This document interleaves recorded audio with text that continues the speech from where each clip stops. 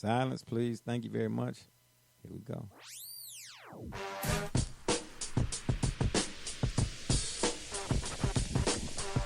It's time for the shop report with Barbershop Jay.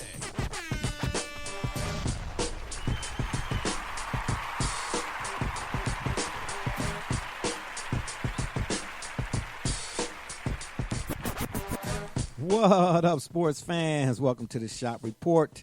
I'm Barbershop Jay. I'll be your host for the day. Here's what's happening. This particular episode, like a few episodes we've had in years past, and more recently, maybe about a week or two ago, we will not be taking live callers. This one is pre-recorded. I put together a panel of sorts, and unfortunately, I didn't get all of the folks on the panel that I wanted on the panel, but we got enough people on the panel to make it a panel, if that makes any sense whatsoever. So, we, of course, will be discussing today the documentary that I'm sure everybody has seen by now, and it, of course, was right on time. I'm so glad they put out this Last Dance documentary chronicling the life and the career of my man, once said Michael Jordan, and, of course, the Chicago Bulls in general. Joining me on the show today is none other than my cat from the NYC, a.k.a. Rucker Park. Brother Rich, what's happening? Brother, I'm always happy and honored to be on with you. You're the GOAT at doing this, and we about to talk about the GOAT. Let's rock and roll, man. Oh, my gosh. You laid it on a little thick there, didn't you? Something told me to wear my boots today. And on the other side of the ledger, we got my man from up north, Joey James, a.k.a. Double J. Tell the people what you say. My best Jerry Reinsdorf impersonation. I think we're going to have to cut Barbershop. That's fine with me. That's fine with me. I was in Walmart the other day with my mask on looking for a new pair of bunny slippers, baby. I could go to early retirement. Fine with me. And from the CO alum bus, we got my man D Gully. D Gully, what it do? Every day, man. Great to be with you guys. Looking so forward to this. I know it's about to get real here. I got my boots on, and go Cowboys. First of all, get your own line. Second of all, you was reading from the piece of paper, I could tell. Get your own lines. Did I say that? That's third of all. And then last but not least, we got a newcomer to the show, or the P-Rogram, my man from the Cleveland Central Catholic High School assistant coach, Mr. Raymond Mallet. What's the deal? What's up? Hey, man, just happy to be here, man. Appreciate you having me on. That's all good, man. I've been trying to get you on for a while anyway, but, hey, I understand the game called LIFE better than most. You get what I'm saying? Gully, you ain't ready for that yet. You're not old enough. You're not old enough. All right, fellas, let's jump right into it. And, again, anybody that we might get another caller, not actually callers who want to discuss the topics with us, but other folks who were supposed to be a part of this quote-unquote panel today. So if they call in, I'm letting you know if you're listening, I got you. Call in, I'll patch you in. But until then, let's get things started. Okay. We are all here today to discuss The Last Dance, right? The documentary. Michael Jordan, Chicago Bulls, our era. Gully, I don't know if would that era qualify as your era too? Hello, Gully, are you there? Yeah, definitely. Oh, Definitely. Are you with us? Okay, okay, so it would. All right, that's fine. That's good. I don't know. I remember, I used to play stickball with y'all in the park when y'all was little children or something. I didn't know if you'd know all about that. But, yeah.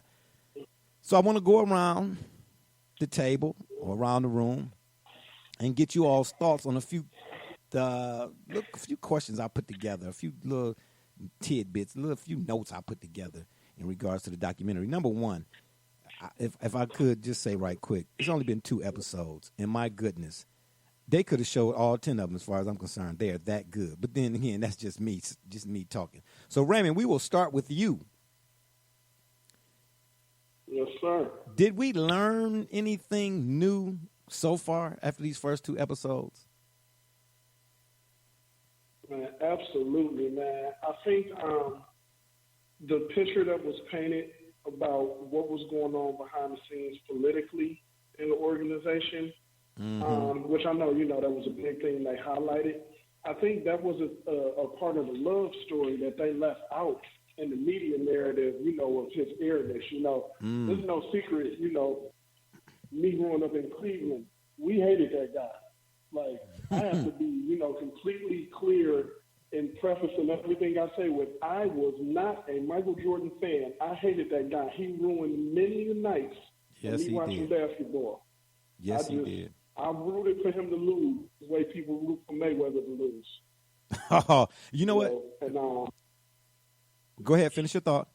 That was, man, so to me, it was just really a big deal for them to really expose what was going on behind the scenes and for us to realize, man, like how much of a testament to his leadership it is that he led a team through that kind of turbulence to a three-peat. Yeah. And don't get the credit for it if you let these newbies tell it. A sidebar right quick, Mr. Mallett, I wanted to stay with you right quick.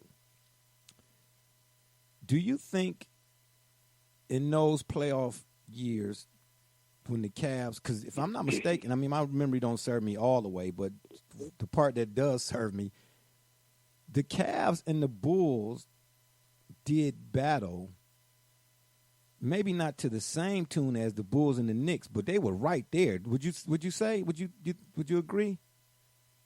Absolutely. Back then. Absolutely. It was an absolute rivalry. Okay, so do you, and this is one of somebody asked me the other day, during those playoff runs when, the shot and when Jordan was doing whatever was going, we all know the story, right? They said, what was the one thing that stood out to you in terms of the style of play from the players themselves, like matchups and so on and so forth? I particularly was disappointed in Brad Daugherty during those playoff years, when, of course, with Bill Cartwright. I'm not saying that the Cavs would have won, but I think it would have been it would have been a lot closer, a much better played series overall had Daugherty really played with the toughness that I came to know from North Carolina players back then. Cartwright outplayed Daugherty to me.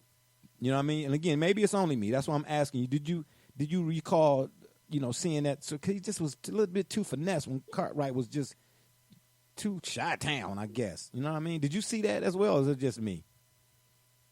Yeah, no, absolutely. One of the big jokes, you go out, after you watch a game, you know what I'm saying, you got to go out on the playground, and, I'm going to be this guy and I'm going to be that guy. Right. And one of the worst things you could be was Brad Daugherty. Because, like, exactly.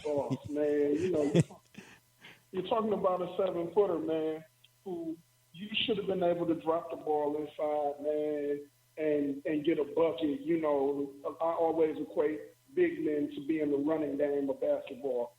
Gotcha. If you can throw the ball inside for 2 points, you can slow down the game, you can control the clock, you can do many things, and you can stop a team from transition offense, which the Bulls were a monster because of their defensive pressure. Yes. They always were in transition. And Brad Daugherty let us down on every facet of the game, basically, when we were going against those guys. Because it was, man, if we could just throw that thing to Brad and count on him, I ain't saying he had to shoot, 80% from the field and give us 34 points. I'm just saying Brad should have been able to give us, a nice 25 and 15. And that's not asking too much from a big-time marquee player and a big-time matchup. Yes, thank you. Thank you. I'm with you on that 1,000%. That's the one thing that stood out to me. And as bad as my memory is, the one thing that still stands out to me when I reflect on them playoff runs between the Bulls or whatnot, that still stands out to me to this day. Brad Daugherty's performance, it hurt us.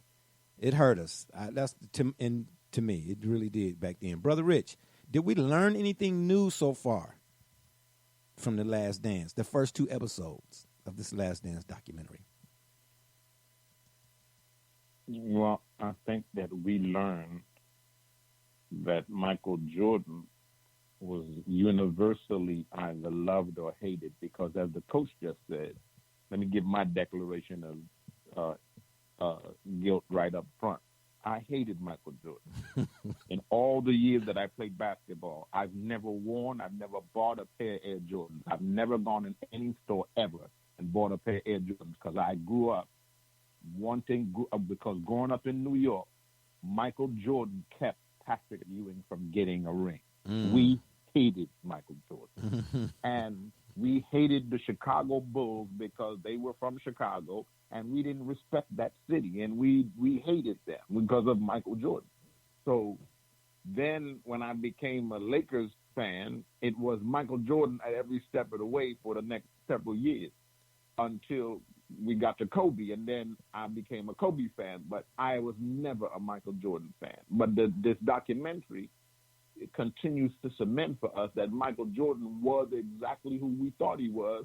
He came in the league with a determination, a skill set, a mindset, a focus, and an ability, a natural God-given ability that nobody had ever seen. So no matter how much you hated him because he was so good at what he did. You didn't hate him because you hated him as a person. You didn't know him you hated him because you hated how good he was ultimately at keeping your team, destroying your team. And as good as the Knicks were during that time, Michael Jordan is what kept that. We watched that up in the East Coast. We watched him beat this. We knew he was going to beat the Cavaliers.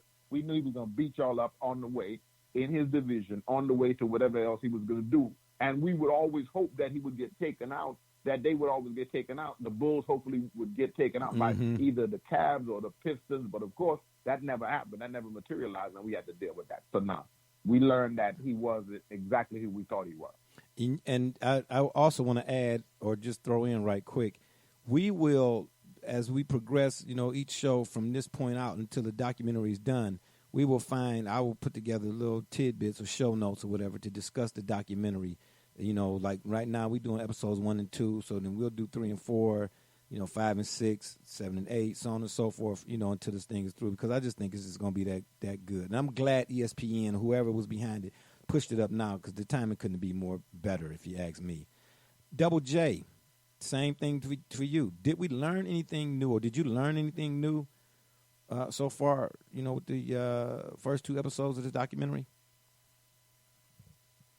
Absolutely. I think, first of all, we're given an enormous amount of insight. We're seeing, albeit, fortunately, usually when you're the reigning champs or just champions of any sport, there's usually cameras that follow you, but there's been just an enormous amount of footage that's been just simply remarkable. However, I want to point out that the whole concept of this being titled The Last Stand was that how Phil Jackson simply had these quote-unquote battle plans.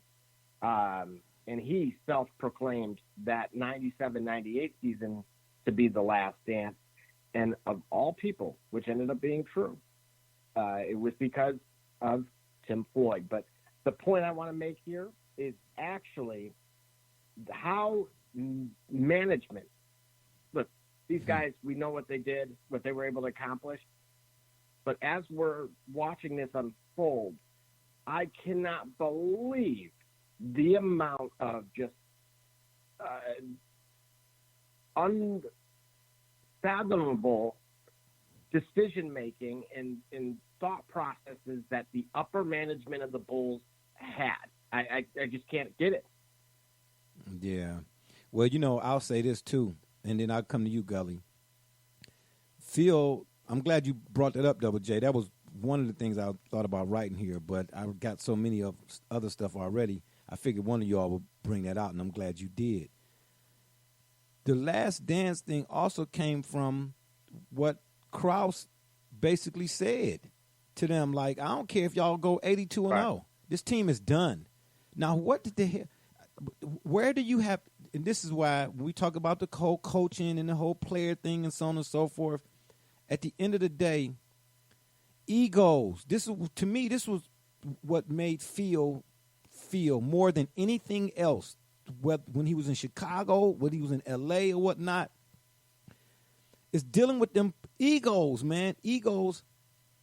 It's ego. I'm sure we all can agree here that ego is equal to pride in a lot of instances. And then there's an expression that's been said that I think no truer words were spoken when it comes to pride. Pride comes before a fall. These dudes the egos are so off the charts that a regular coach, to your point, Brother Rich, a regular coach can't come in there. A guy who's X's and O, he can't come in there and tell this guy who's ego, a guy who feel like you can't tell him nothing, which was my thing when it comes to the whole player thing or whatnot. I could talk till I'm blue in the face, but if the player's not ready to receive it, then whatever's being said is like falling on deaf ears. Man, Jordan's ego, Krause's ego. He cut his nose off to spite his face. Tell me a GM or a coach or a front office in the today BA that wouldn't want them two guys, Scottie and Jordan, at the helm of a squad, and they won 6 titles already. Ain't no telling how many more titles them dudes would have won, man.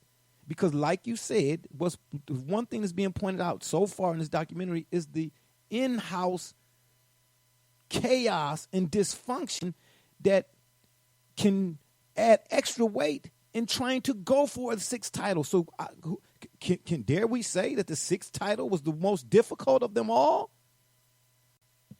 Who's to say? Gully, did we learn anything, or did you learn anything new from the documentary so far?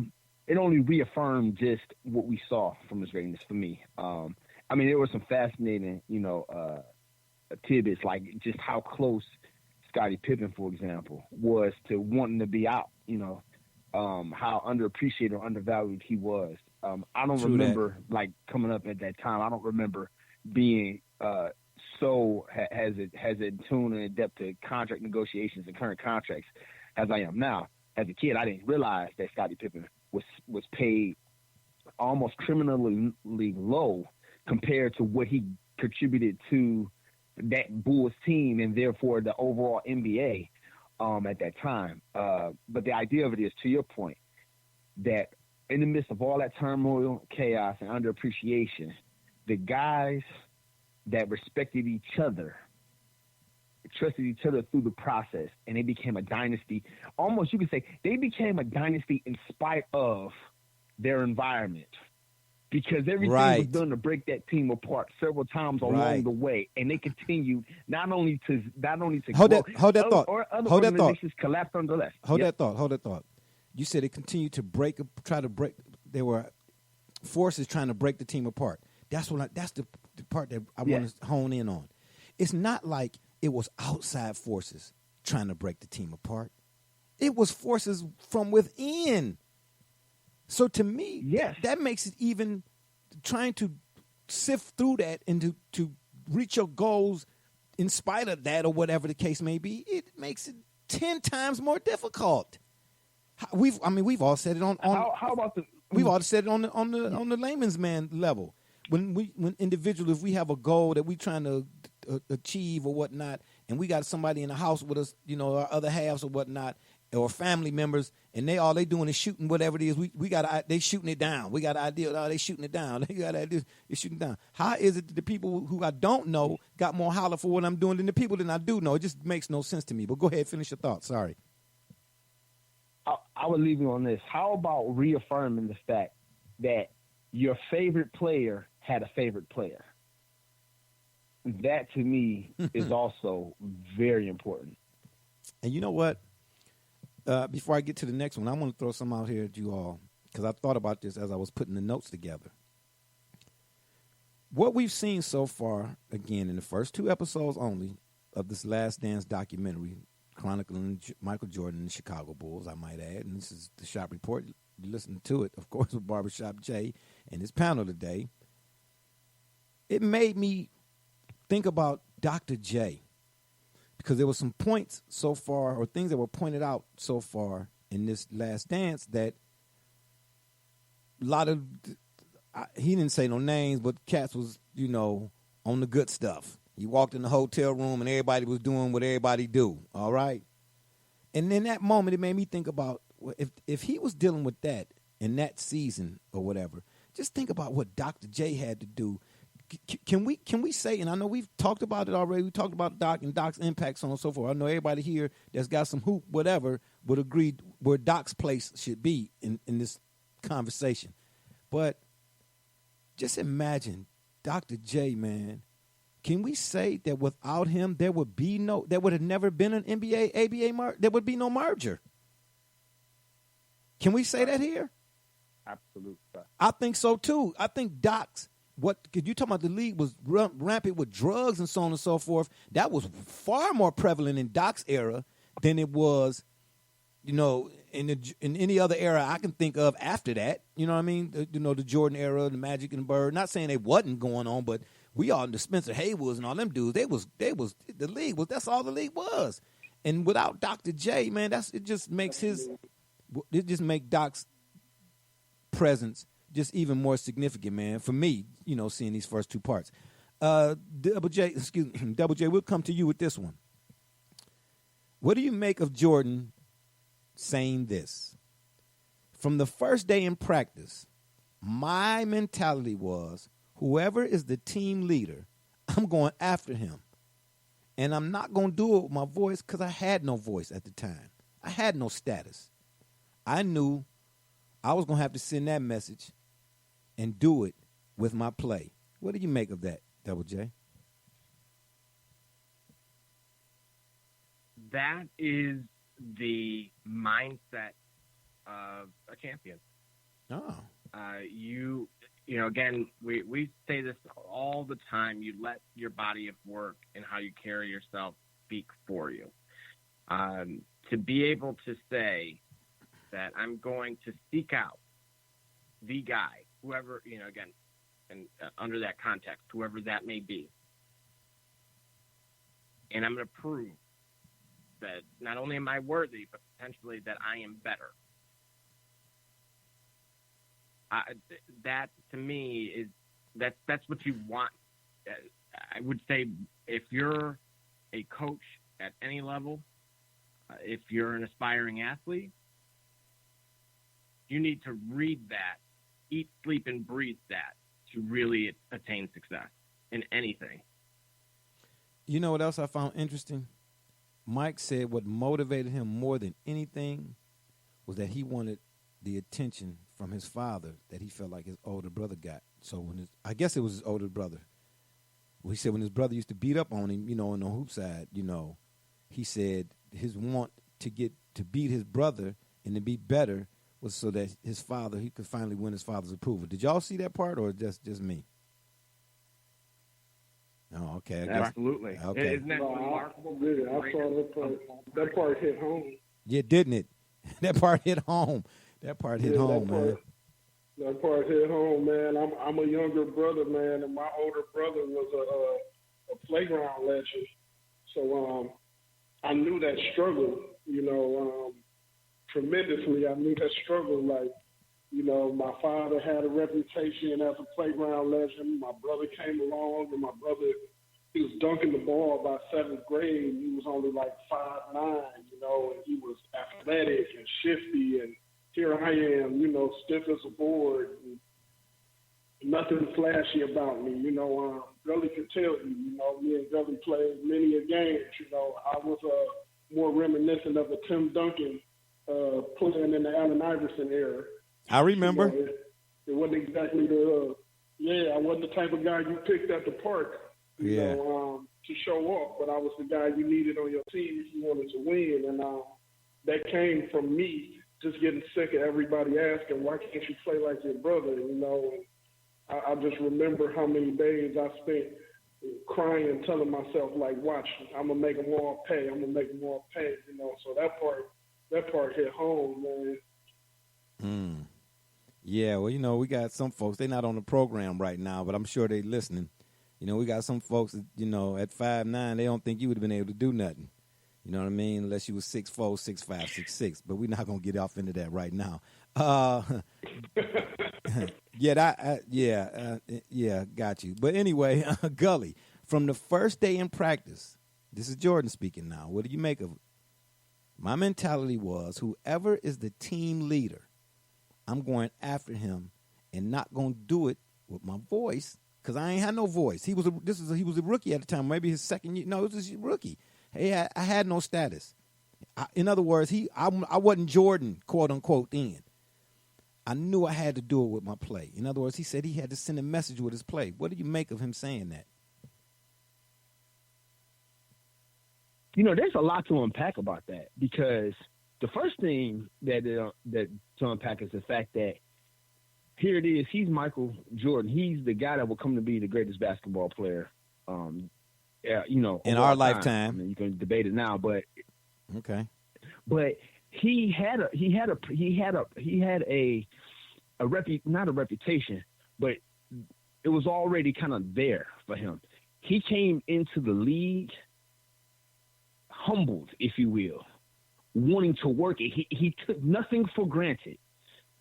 And here it is Michael Jordan we're talking about. Like, how many players since him have come in taking it for granted and not working out? The fact that Michael Jordan, despite everything he had accomplished up until that point, he took nothing for granted and worked at it. And ideally, he worked at it with his game. He didn't talk the trash that he come to like. You get what I'm saying? Like, he built himself up. I think that's very important. I think that was again another eye-opening thing about it. He didn't think he was. I would say, for lacking a better word or phrase, he didn't think he was Michael Jordan. If you know what I'm saying, the way we thought he was Michael Jordan. Right. And he took that approach to become who he became. Right.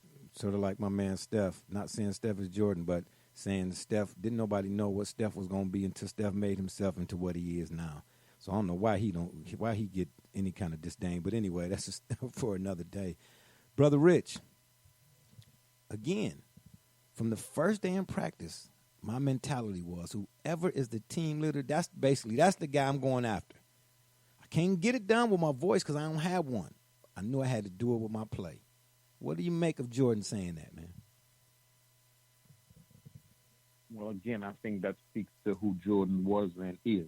And let me put it slightly different. I'm going to give a story like this. So some people that may have heard something about street life or seen a movie about gangs or street life or just general people you out in the street, and somebody says, look, if you walk into a situation where a gang is on you, what you do is, the way you get them to leave you alone is you go up to the biggest person there and you punch that person in the mouth. And when you punch that person in the mouth, everybody else know you ain't nobody to play with. Exactly. And I think that the mentality of Jordan is the mentality of a leader that says the first person I'm going at is the leader, because I see myself as a leader. I think that Michael Jordan always saw himself as the best player wherever he was.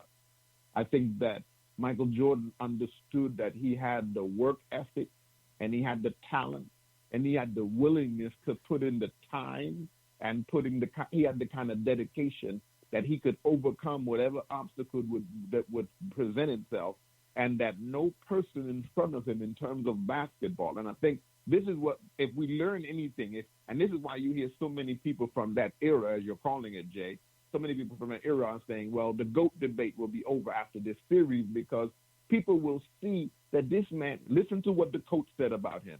The coach said that Michael Jordan was a person who had an engine that he could turn it up or turn it down, but he never turned it off. Yes, I thought that was important. He kept going. So here's a man that ever since a coach in college encountered him, he understood that this guy right here, he's at a different level in terms of, and that's what we're going to get from this. We're going to realize, and that's why we could say about him, and we hated him, because from a basketball perspective, you understood that if Jordan was coming to town, your team had a problem. This man was coming. He never took nights off. He never, ever took a night off. And so you hear that. Can we say that about today, Beato? When people would face him. Can we see? That's the thing. That's the issue I have. Absolutely not. I absolutely not. I don't even think I don't even think we're there yet to even have that discussion. And I think that's why we're saying the GOAT debate should come to an arrest after this documentary is over, because if we're really paying attention to what basketball is, how it should be played, and when you're here, and remember now, I'm going to close on this. We're talking about an era where people really, really played defense. Yes. It was a standard. And see, Brother Rich, just right quick, that was part of my point in, saying it's not necessarily that a player should want to be like the other player. What I used to tell Khalil, my oldest son, was, don't get so caught up in trying to be Kobe or Jordan or Tim Hardaway. I don't care. Stop trying to be the player. What you can do though is go and see what the player did to become who he is. You don't have to be Julia Childs to follow Julia Childs' recipe. I ain't trying to be her, but give me the recipe.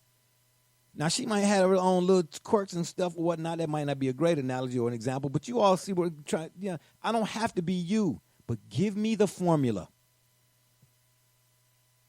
And I'll be better than them other guys who don't care nothing about the formula. That's what I'm saying. Right. That's all I'm saying, man. This dude right here, look, I would never in a million years ever even fix my mouth to say I was no Michael Jordan.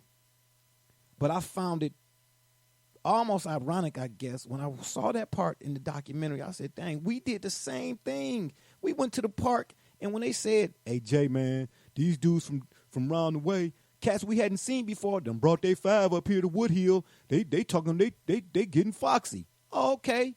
Well, who's the best guy on the team for them? They said that dude right there. That's the guy I want. Now, am I sitting here saying I'm Michael Jordan or Kobe Bryant? Absolutely not.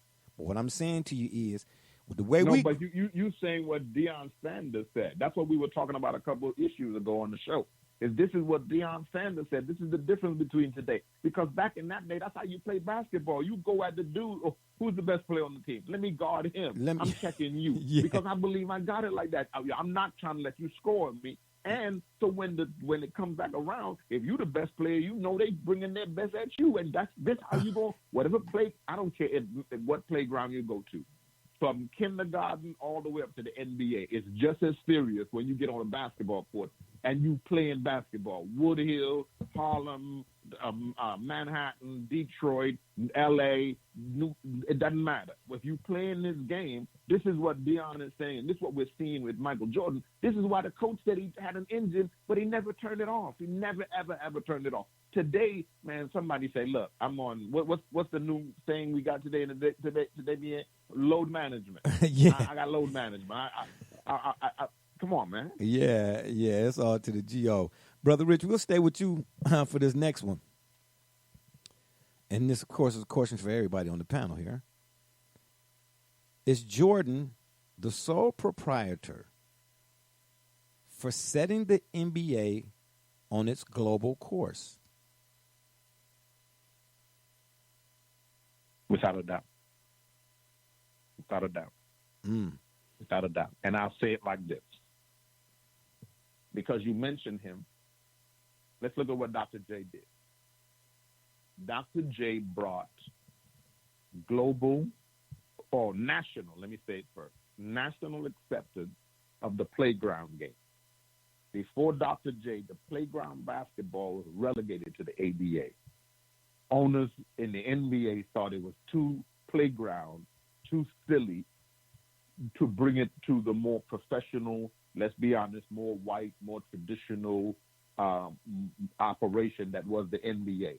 Dr. J coming over and bringing his level of professionalism. He was a very well-read, well-spoken professional. He gave a wonderful representation of himself. He became an advertising executive. He was promoted and marketed by Coca-Cola and all these kinds of things. And so he lifted the league in that way. But when Michael Jordan came and he tied with Nike and that branding machine, and then Coca-Cola and his marketing deals, and who he was, the kind of player he was, the fact that he lived up to all those things, and the fact that he had this sneaker deal and was introducing us to this brand that began to take off, that's what happened with him. And he became this global phenomenon that Bird and Magic began to introduce us to, but they couldn't do it like Michael Jordan did. So absolutely, he did. All right. I think I'm with you on that all the way, too. Mr. Mallett, same thing in your estimation. Is Jordan the sole proprietor for setting the NBA on its global course? I think one line from the documentary pretty much solidifies it. The newspaper clearly stating that Jordan was bigger than the Pope. Oh, Pretty much yeah. solidifies I what he forgot meant that. globally. Yeah. I can tell you from experience. I went to Rome. I went to Italy to visit, and I went to Rome, and I went on a religious pilgrimage. And the one thing that I noticed for sure was that the Pope carried more weight than anything, whether it be political, social. I actually walked up to the governor's front door, knocked on his door, and shook his hand while I was there. No security, nothing. But if you were to get within, 50 feet of the Pope, you'd be taken down, tasered, beaten, whatever. Yeah. So that pretty much speaks to exactly what Michael did for the game. Yeah, good stuff. That's for sure. This is where the folks. That's why you come to the shop. You know what I mean? So you can hear things that you don't hear on the regurgitated networks. Oh, my bad. Did I say that out loud? Anywho, Double J, is Jordan the sole proprietor for setting the NBA on its global course, in your estimation? Absolutely. Take a look. I mean, you could argue that David Stern had an impact, but I believe David Stern was the beneficiary. Michael Jordan, as it was just pointed out, was as big of a superstar. And again, this is not the internet era where you can, again, watch live if you're up around the world, regardless of where you happen to be. But you could be a kid in Peru and know that name. Additionally, look at where just the footsteps that followed when it came to marketing and just branding. His savviness on and off the court is absolutely why the league and the game itself is where it is today. Yeah, you know what? I want to add to that as well, and then Gully will come to you. If you think about the Dream Team, the 30 for 30 they did on the Dream Team, the first Dream Team, and you look at, as they chronicled them, guys going to playing against various countries or whatever and walking through the cities and so on and so forth. I mean, my goodness, all of the players were mobbed, if you would, but none like that dude. Matter of fact, in this documentary, didn't I see a guy just ask Jordan, he passed, and the guy they had just played when they went to Italy or whatever, man, can I get your wristband, man? Can I get your wristband? People wanted a part of him, and I'm not saying, you saw it. Yeah, I'm not saying they didn't want a part of Karl Malone and Barkley and Magic and all them guys who were stars in their own, superstars in their own right, Stockton, all them dudes. But that dude, man, and the thing that I like about it is Mike has become, especially during that time, Mike has become this icon. Humongous icon. But if you go back to his roots, it's what we've been talking about, what we started out talking about. That was him. He made himself into that. Do you understand what I'm saying? He wasn't given, he was given the gift, of course, but I'm saying as far as, how to go about using the gift and getting the most out of the gift. He didn't show up he didn't show up to Chicago with some Louis Vuitton suitcases and was like, okay, I'm here now. Y'all need to bow down. He was like, no, I knew my place on the team was I was the lowest man on the totem pole, but you can best believe before the night was over, I was going to be the totem pole. I'll let you, boy. Yeah, so Gully, come to you again. Is Jordan the sole proprietor in your estimation? Can I point out? Yeah, go ahead. Can I point out one thing before you go to Gully also, man, while we were talking about the icon that he was? I think it's also important to mention, man, that here in Cleveland, our cable providers all had WGN network available to us on our TVs, and that was a direct result of the demand to see Michael Jordan and the Bulls play on a regular basis.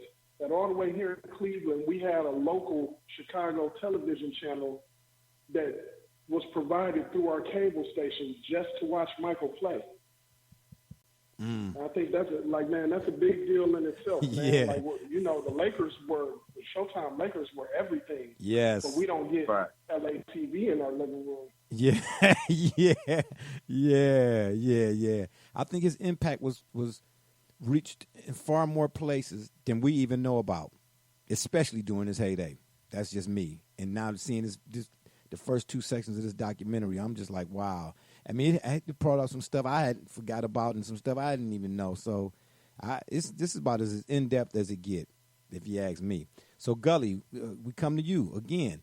Is Jordan, in your estimation, is he the sole proprietor for setting the NBA on its global course?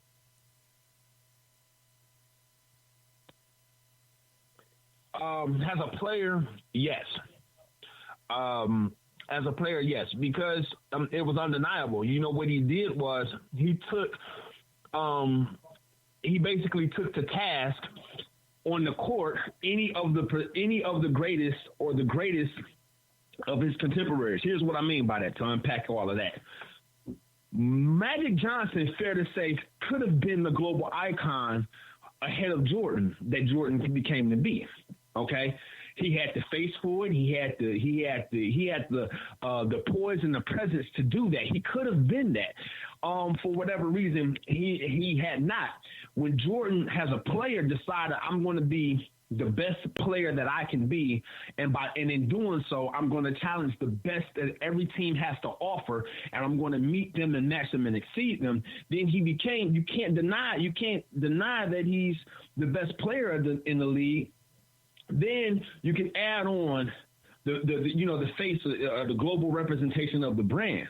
I definitely would say that as a player, the marketing genius behind the different campaigns and the different, the different companies like Gatorade, like Nike, to be able to see that as well, that's a credit to them. But as far as the player's participation is involved, definitely Michael Jordan is the owner of that. And Gully, we'll stay with you for this next one, because I'm with you on that too, 1,000%. I'm loving everything that's being said here right now today, actually.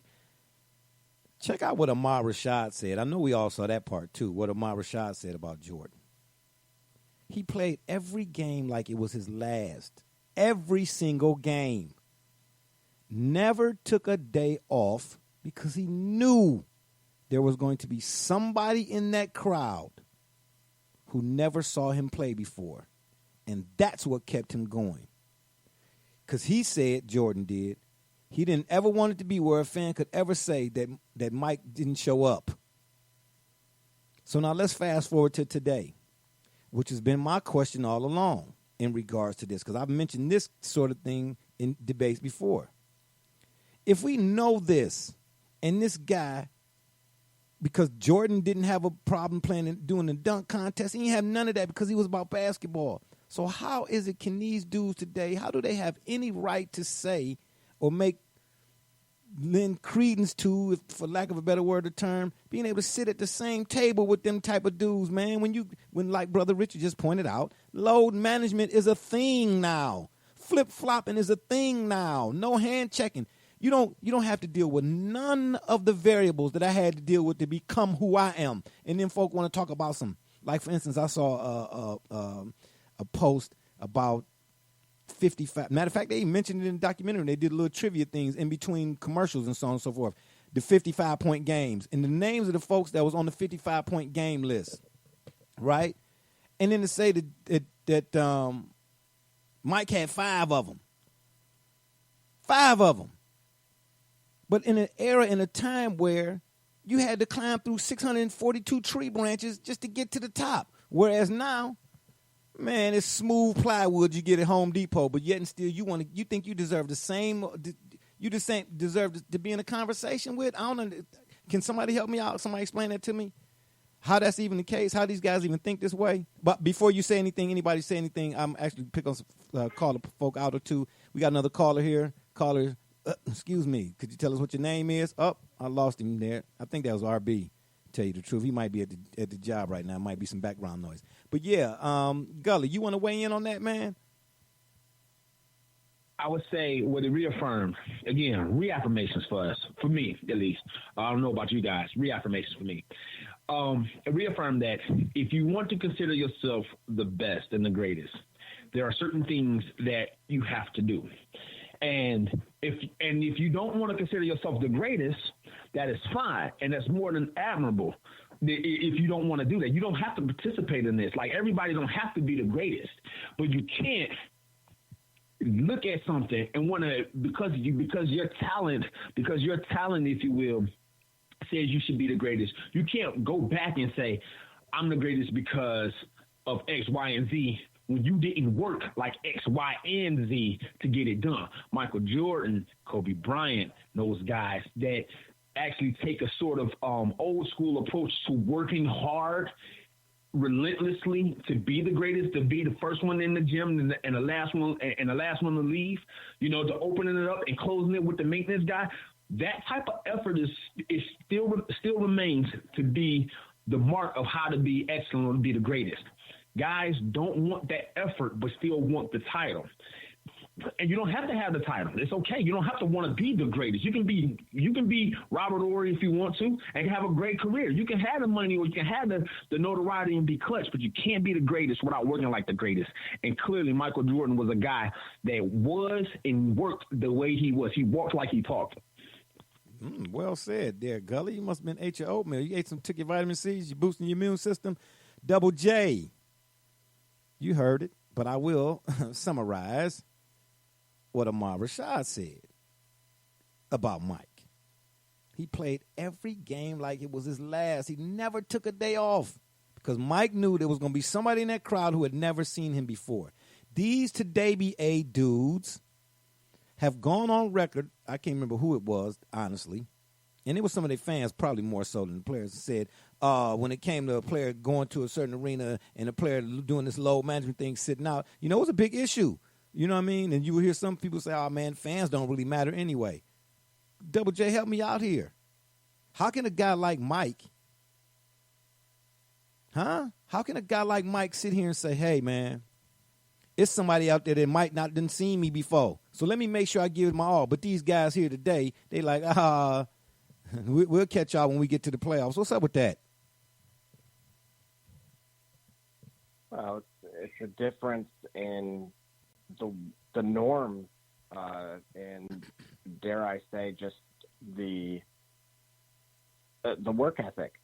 I mean, again, these guys are a little bit more coddled than they were back in the day. Clearly, if you look at some of those games in the late '80s and early '90s,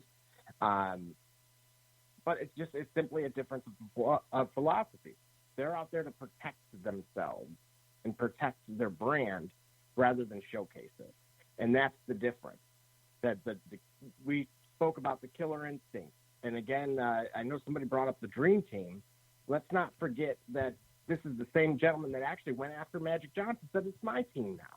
So that, as we talked about, and mentioned earlier, that is different. If you ask Cristiano Ronaldo, again, a kid out of Portugal, Lionel Messi, guy out of Argentina, and, of course, Kobe Bryant, who they modeled their game after. It was him. And again, in two of those cases, it was a different sport, which meant a mentality. So you know what? So unfortunately, we all seen it. We're all here. We're all watching the same thing. We all witnessed it, whether we Tiger Woods or absolutely hated it. Yeah, Tiger Absolutely. Woods. Yeah. Now let me ask you, and Mr. Raymond, go ahead, Double J. My bad. Finish your thought. Well, I was just going to say, at some point, these guys have to look in the mirror, or somebody else has to step in there. Oh, you want to repeat that? This isn't good enough anymore. You want to repeat that? They have to do what? Look in the what? They have to look in the mirror. Mm-hmm. I think somebody else said that on this program a time or two before. But go ahead. I'm with you. I'm in agreement. Yeah, but I got a response to that since you want to bring that up. If you want to go there, I can respond. I'm hoping, is this the point where you want to get to this right now? That's fine. That's fine. Go ahead. For this topic. Go ahead. Because I'm so happy we got a coach on the line, because when this comes up, we need to deal with this. Okay. I'm glad we're talking about the GOAT. Okay. So hold on, Brother Rich. Mr. Mallett, this question is for you. You can help us to answer an ongoing debate / question debate that we've been having for quite some time. So, Brother Richard, you have the floor. Mr. Mallett, this is for you. No. I'll let you pose it because I want you to say it from your point of view because I have no problem responding to that. I thought you was, no. Just go ahead and give your response. Conversation. Just go ahead and give your response. Okay, fine. Here's my point, Coach. Here's my point, Coach. My point is this: that as wonderful as a player like Michael Jordan, Kobe Bryant, as gifted and as talented as they are, in particular, let me be more specific and bring it home. We were speaking about a player in particular, Ben Simmons. And my point is that along the way, we have to determine and have an honest conversation the degree to which the modern day players are impacted by the fact that Jordan and these guys, as gifted as they were, they had very good coaches along the way. Some coach took them and they responded to and respected this coach that impacted their lives in a positive way and impacted their game and the development of their basketball game that helped them to be the player that they ultimately become and are. And so that coaching is what's missing in a lot of these young players, as gifted and as talented as they are. They're rushed through the system, and many of them don't meet good coaches along the way because they're high school phenoms. They go to AAU programs where they just, by that time, they already know what college they're going to for a year. And maybe every once in a while they meet a good coach somewhere along the way. But that's what's missing with a lot of these talented players. That's been my contention from day one. That is still my contention. And I think that one of the things that we'll see with Jordan is that he understood the value of having a coach leader of whatever team he was a part of because he had been under and been touched by a good coach. Now, before you answer, before you answer, so glad y'all asked that. Hold on. Before you answer, Mr. Mallett, now that's Brother Richard. Now here's my stance. I'm gonna give you my side of it now. My thing is, Give me that. my thing is, I don't discredit that coaching is important. I wanted Paul Silas to be here forever. But at the same time, what I say is my response to the coaching thing and coaching being the sole reason why a player is or a player ain't, I said about Ben Simmons, at this point in his career, he needs to take a hard look in the mirror as to why he is an offensive liability, cannot hit a consistent jump shot, nor free throws consistently. And to drive that home, I'll say right here what Mrs. Jordan, Michael's mama, said to him. You don't wait for somebody to give you something. You go out and get it. Go ahead, Mr. Mallett. Your response, please. First of all, man, like in the sense of what both of y'all are saying, I think y'all don't need. I don't think y'all realize that neither one of you is wrong. As a coach, this is an issue that we speak about on a regular basis. I'm not sure if y'all familiar with the program I coach at, but we're a machine. We turn out Division I athletes regularly. I mean, you can go all the way back to Earl Boykins, to Albert. Thank you. Those type of guys. Like, we have always been a machine. Thank you. Here's the thing about. Hold on. Let me hold on, Mr. Mallett. Hold on, Ray. Let me interrupt you right quick. Let me ask you a question. Is Bob still? Are y'all still doing stuff with Bob Nance? Because I know Bob was affiliated with y'all for quite some time. Okay, go ahead. A lot of people ain't hip to Bob Nance, but go ahead. Listen, man. First of all, let me pay respects, credits to Uncle Bob, because Bob Nance, what he does from the heart, first of all, which a lot of people do it for money. Bob Nance does it from the heart. Yep. Got nothing but love for Bob Nance. Yep. Because all he wants is to see our youth shine, whether it be girl, boy, black, white, Asian. Bob Nance comes out, and if you give him the effort, he'll give you the game. Hello. Period. And speaking of having a guy like Bob Nance, that's kind of to my point. In Ben Simmons' case, it's not a lack of coaching hurting him. It's his lack of receptiveness to it. Thank you. To be completely honest, he's probably been exposed to more great coaches than Michael Jordan's seen in his lifetime. The problem is the reason why. His greed will lead him. Like, yeah, man, are y'all familiar with the AAU circuit, the gauntlets? Yes. The Adidas, the Nikes? Yes. Yeah. So what happens is these 5-star recruits, these kids aren't dumb. You know, they're from the hood, but they're not dumb. They know they're going to go to the highest bidder. Oh, I'm a 6'8" wing. I can shoot it. I can dunk it. I'm going to go talk to Adidas, you know, to an Adidas team. And if they're not saying what I like, or if I get to play for them and I'm not doing what I like, then I'll be on the Nike team by next season, you know. And here it is. Adidas is putting good money behind this program. You better believe the guy they got coaching is a legend. You know, they're going to have great coaches. They're going to have great assistant coaches, all of that.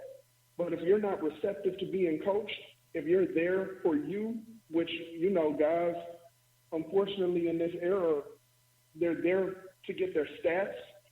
Winning doesn't matter as much because, unfortunately, AAU is a gift and a curse, you know.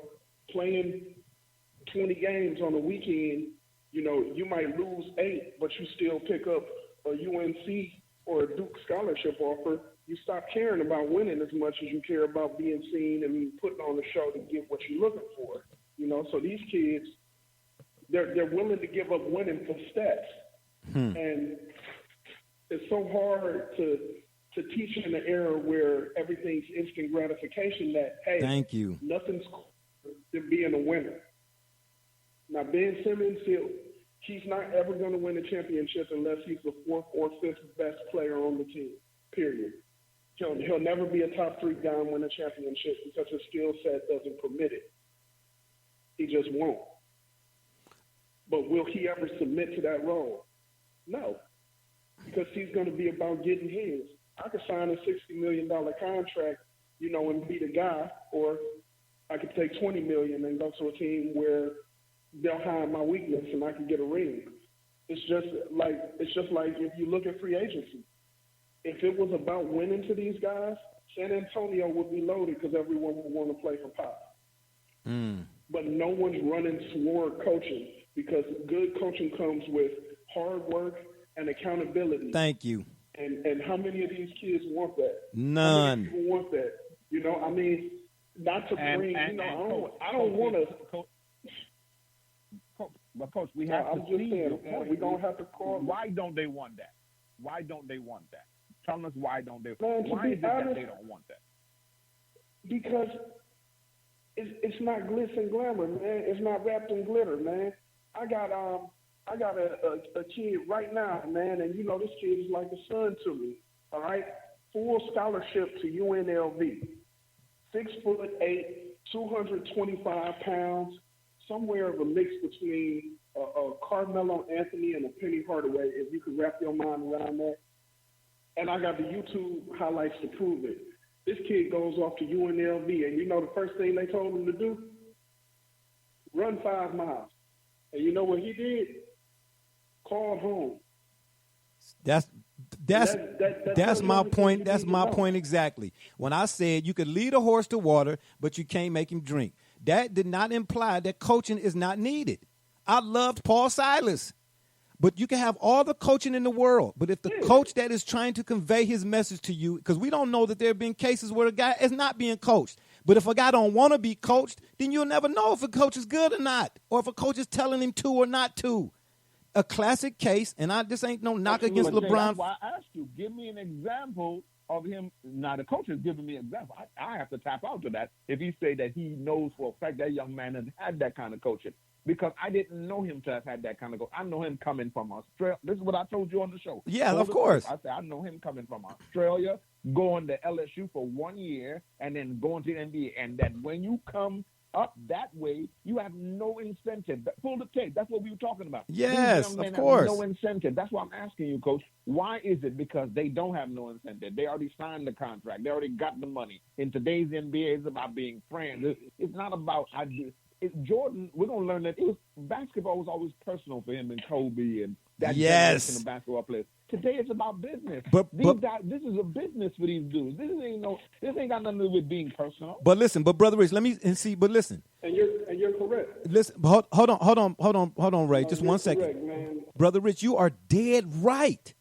But here's why it's about business and it's not personal no more.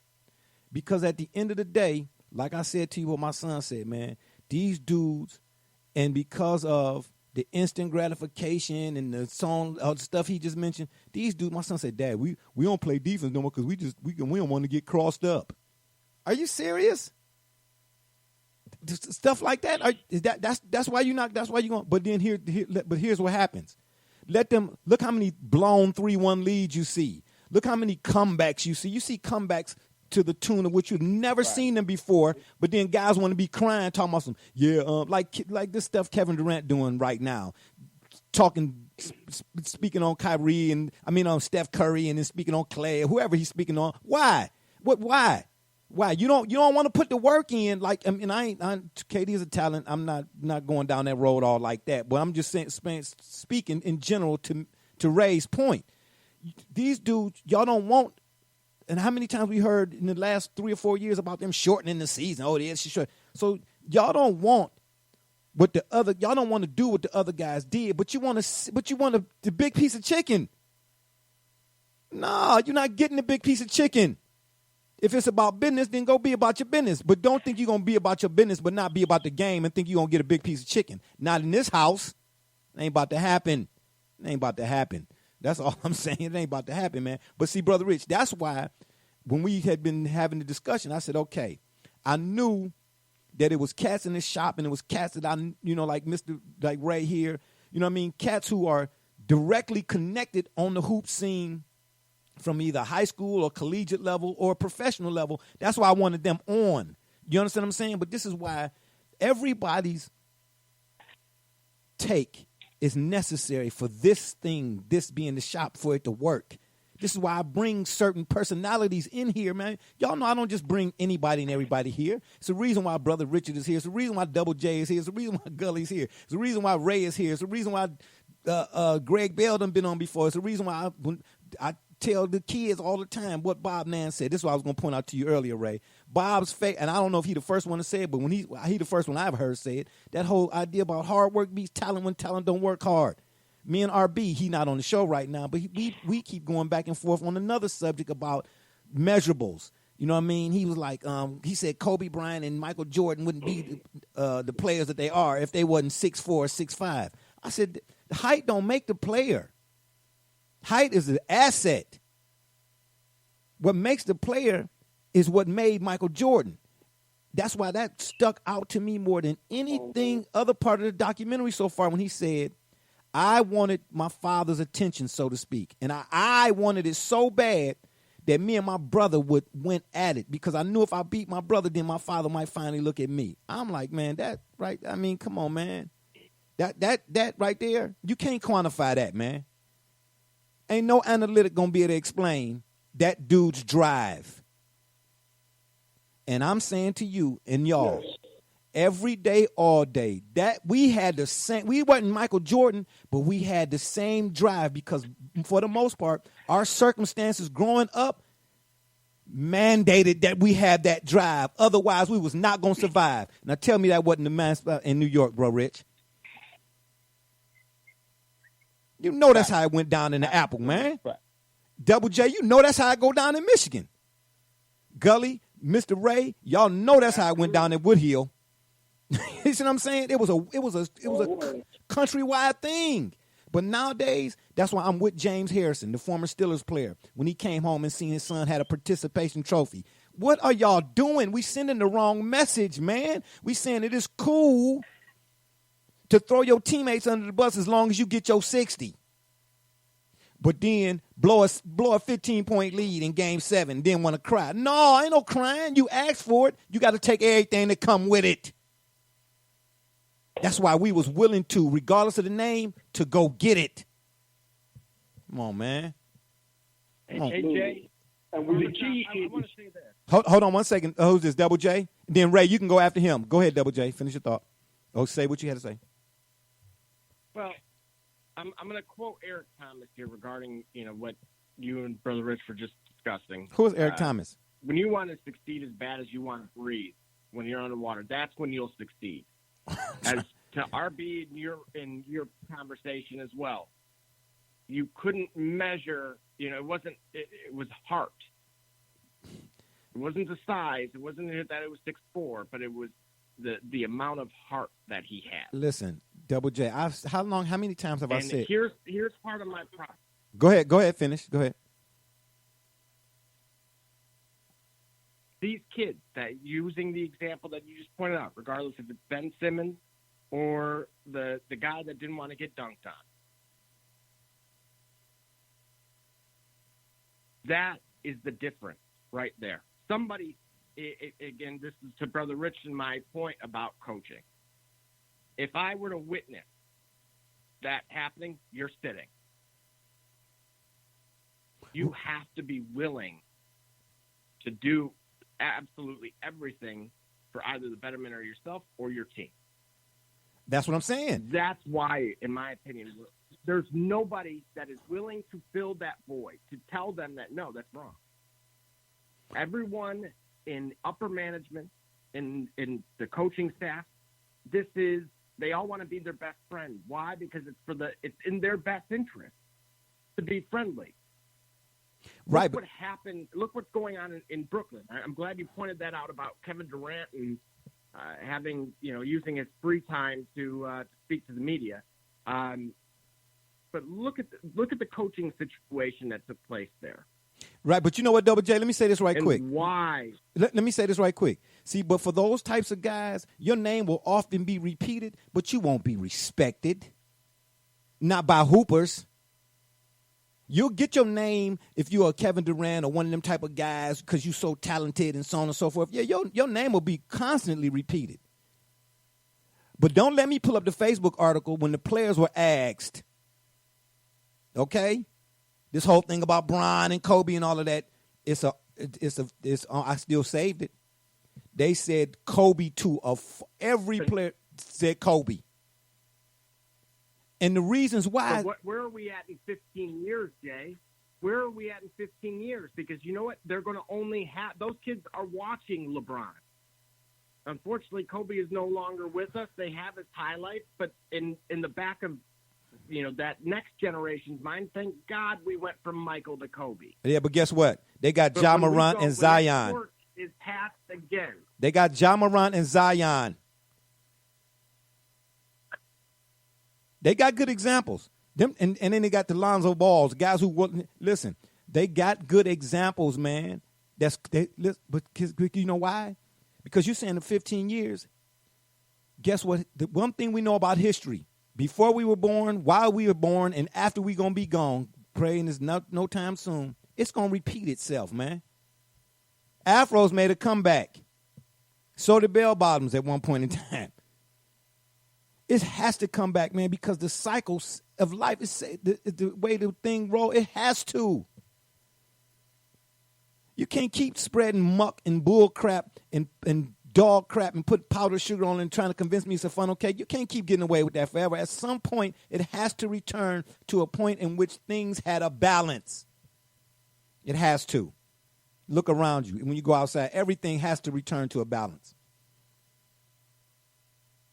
My concern for the league, because we are now in a global game, and in this tidal wave, dare I say a polar shift. You're starting to see it already in the younger ages when they go up against the world, because again there aren't the Kobes to carry them through the Olympics with the Redeem team. Yeah, but what about the guy who don't have the killer instinct? But what about the guy who's going to the G League? What about the guys who want to go over to the G League? I'm fine with you going over to the G League if you're going to get if you're willing to do that. That tells me that you're willing to as far as development is concerned, you're willing to. Because you got guys who could just let's talk about that. Now remember, Jay, they're going to the G League. They're promised they are not playing a full season. I don't. Listen, you tell me you're getting a check and you're playing less. I like the concept, and don't get me wrong, I'm a big supporter of that movement because of the crooks in the NCAA. Right, but what is the G League? But what is the G League? By default, it is meant to be a developmental league. That's all I'm working with. now let me ask you this, Jay. Okay. If I walked into your job, I'm making more than you, and I have to work half as hard. How's that going to sit with you? It's not going to be good if I understand the balances, the checks and balances of getting paid and not getting paid. But if I'm a 17-year-old kid and I come from an impoverished or a situation where we didn't have peanut butter, we had to eat mayonnaise sandwiches, any amount of money that you're willing to throw for me and I get to do something I love doing and I'm on my own and willing to go there to learn how to do it, any amount of money is better than and beats Nan. See, you have to been in the workforce what I'm getting at here, this is where I'm going with this, is that you're creating this imbalance amongst these teams. You got the 17-year-old kid that's with the 33-year-old journeyman that's clinging to life in the league, in the developmental league at that, and this kid's going to make more than me, and why does he only have to play in 16 games of a 32-game season, as an example? I don't know, Double J. See, I think at the end of the day, man, for guys who really they're rocking the cradle. That's what it is. They're part of the problem here. Who they? If you're going to pay the man, pay the man. But you can't. The NBA now is at fault. This is what I'm talking about. It's from the top down. We talked about the coaches. We talked about AAU. Right. We're creating this culture that this is okay. Why? Because you can jump out the gym. But guess what, though? Sit your behind down and only display your talent when it's in everyone's best interest, which is only, every leap year. That's where we're going with this. Okay, but listen. Getting out of control. But at the end of the day. No, it ain't. No, it's not. It's not. It's getting out. You know what? Because you just talked about history repeating itself, and you talk about the balance. Let 3 more Luka Doncic come over to the league, as they're starting to now. Guys who are already coming over seasoned and humbled. Thank you. That's what I'm saying. Even going to go is the idea of equating getting embarrassed with failure. Guys don't want to look like a failure, so they want to risk getting embarrassed. Here's the thing: the best defenders. If you want to know who the best defenders in the league at any given time is, you can find them on somebody's sports card. See, if we collected cards anymore. For example, what I mean by that is, if you want to know that Tim Duncan was truly a great defender, you'll find him getting posterized on the Kevin Garnett postcard or banner. You get what I'm saying? Because that's what makes the moment. But guess what? When you look at context and you span further out, you'll realize just how great Kevin Garnett and Tim Duncan were. Thank you. Guys don't want to get embarrassed. And if they really would just humble themselves, like the thing that I do is whenever I went to the gyms, I had no problem. First of all, I had no problem, and I'm in my mid-30s, late 30s, if you can say. I'm 36. I'd find a 19, 20-year-old that just got out of just graduating, on his way playing maybe Tri-C, or he going to university, dating, he going to wherever. And I don't care if there's a whole bunch of kids around him, and I got my sons with me. I'll just, in front of all of them, I'll say, hey, man, let me D up. I'm risking that. I'm risking that because if I don't put myself in a position to get crossed over or to get put on skates, I'm not gonna learn how to not get put on skates. And if you ain't afraid to get embarrassed and understand that embarrassment is temporary, so that when you learn how not to. And this is what pervades the AAU, I think. I don't know, Coach Malik. Tell me if I'm speaking out of turn on it. But this temporary embarrassment, we don't know. People don't learn how to handle it. And the world players who have been embarrassed in the same 16 to 17 to 18 have already overcome it. They come over to the league, and this is how, what's his name, Luka could say, the offense is so easy to me. Thank you. In the NBA, as much Thank as you. it was in the world game. And now, who's more fundamentally sound as a player in the NBA than he is right now? See, it's not totally absent. What you're saying is right. It's getting out of hand. It is getting out of hand, Double J. But at the end of the day, you got coaches like Bob Nance, Raymond Mallett, the guy we got on the show today, Greg Bell, some of my other dudes, Curtis Oak, and all of them type of dudes. It's still people, and Coach E, I wish we could have had him on. He coached the JV over at Cleveland Heights High School. These guys are reinforcing. These guys are reinforcing, just like James Harrison when he came home and took his son's participation trophy away. Listen, it's the reason why it's only one Super Bowl champion. It's the reason why it's only one NBA champion, one NHL champion, one so on and so forth, and et cetera, et cetera, et cetera. I'm not sending these kids the message, not the ones I'm in common with. Them the ones I'm going to send out to combat all the kids who the NBA say, yeah, come on, it's getting out of control. Yeah, okay, I got some kids over here that's going to bust your ass. That's what I got. I got some kids over here. So you can have your little trinkets. You see what I'm saying? You can have your, man, I know a little dude that live next door to my sons. The boy keep a D and an F, but he got on Jordans and the whole 9 and all that. He been had it like that since he was 9. Now he's 17 and he a problem. And now the folks that didn't pave the way for him to become that problem see that he a problem. Now they don't know how to deal with the problem. That's a problem. That's a problem. I said when we had this discussion before, you can have all your bells and whistles, but because of the fabric and the true nature of the sport you play, it's going to come a time where you're going to have to stand on your own merit. And when you can't, in that moment, ain't nobody else after that moment going to give a crap that you had like a football player in a game, 5 catches for 225 yards and 12 touchdowns. They're going to want to know, how come you didn't catch the one that sent us to the Super Bowl? Jay, here's the point I'm trying to make here, is that these kids are the equivalent of a tiger or a lion being born and raised in a zoo, being hand-fed premium cuts of meat. If you drop that lion off in the African savannah, it will die because it doesn't know how to defend itself and it doesn't know how to hunt. Hey, and that's where we're going wrong. No. People, listen, what you're saying makes sense, but at the same time, not every tiger that you do that to, you might get 1 or 2 or 3, but it's going to be 4 or 5 that's going to say, oh, you know what? It's either sink or swim. At some moment, that tiger's going to say, whoa, ain't no glass walls no more. Because if you look at a tiger in the zoo, think about the tiger that jumps up on the window at people behind the glass trying to get to a tiger's instincts is a tiger's instincts. All it takes is for a minute for the tiger to understand what environment he's in order to make the adjustment. You can't take nature out of this is why tigers attack handlers and stuff like that at some point. You can't take nature out of you can't take what's inside out. You can't do that. You can't. It's nature versus nurture, Jay. Nature versus nurture. Nature gonna always win. Nature was around here before any of us was ever born.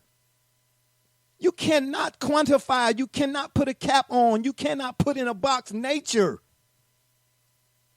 Look at what we're dealing with right now.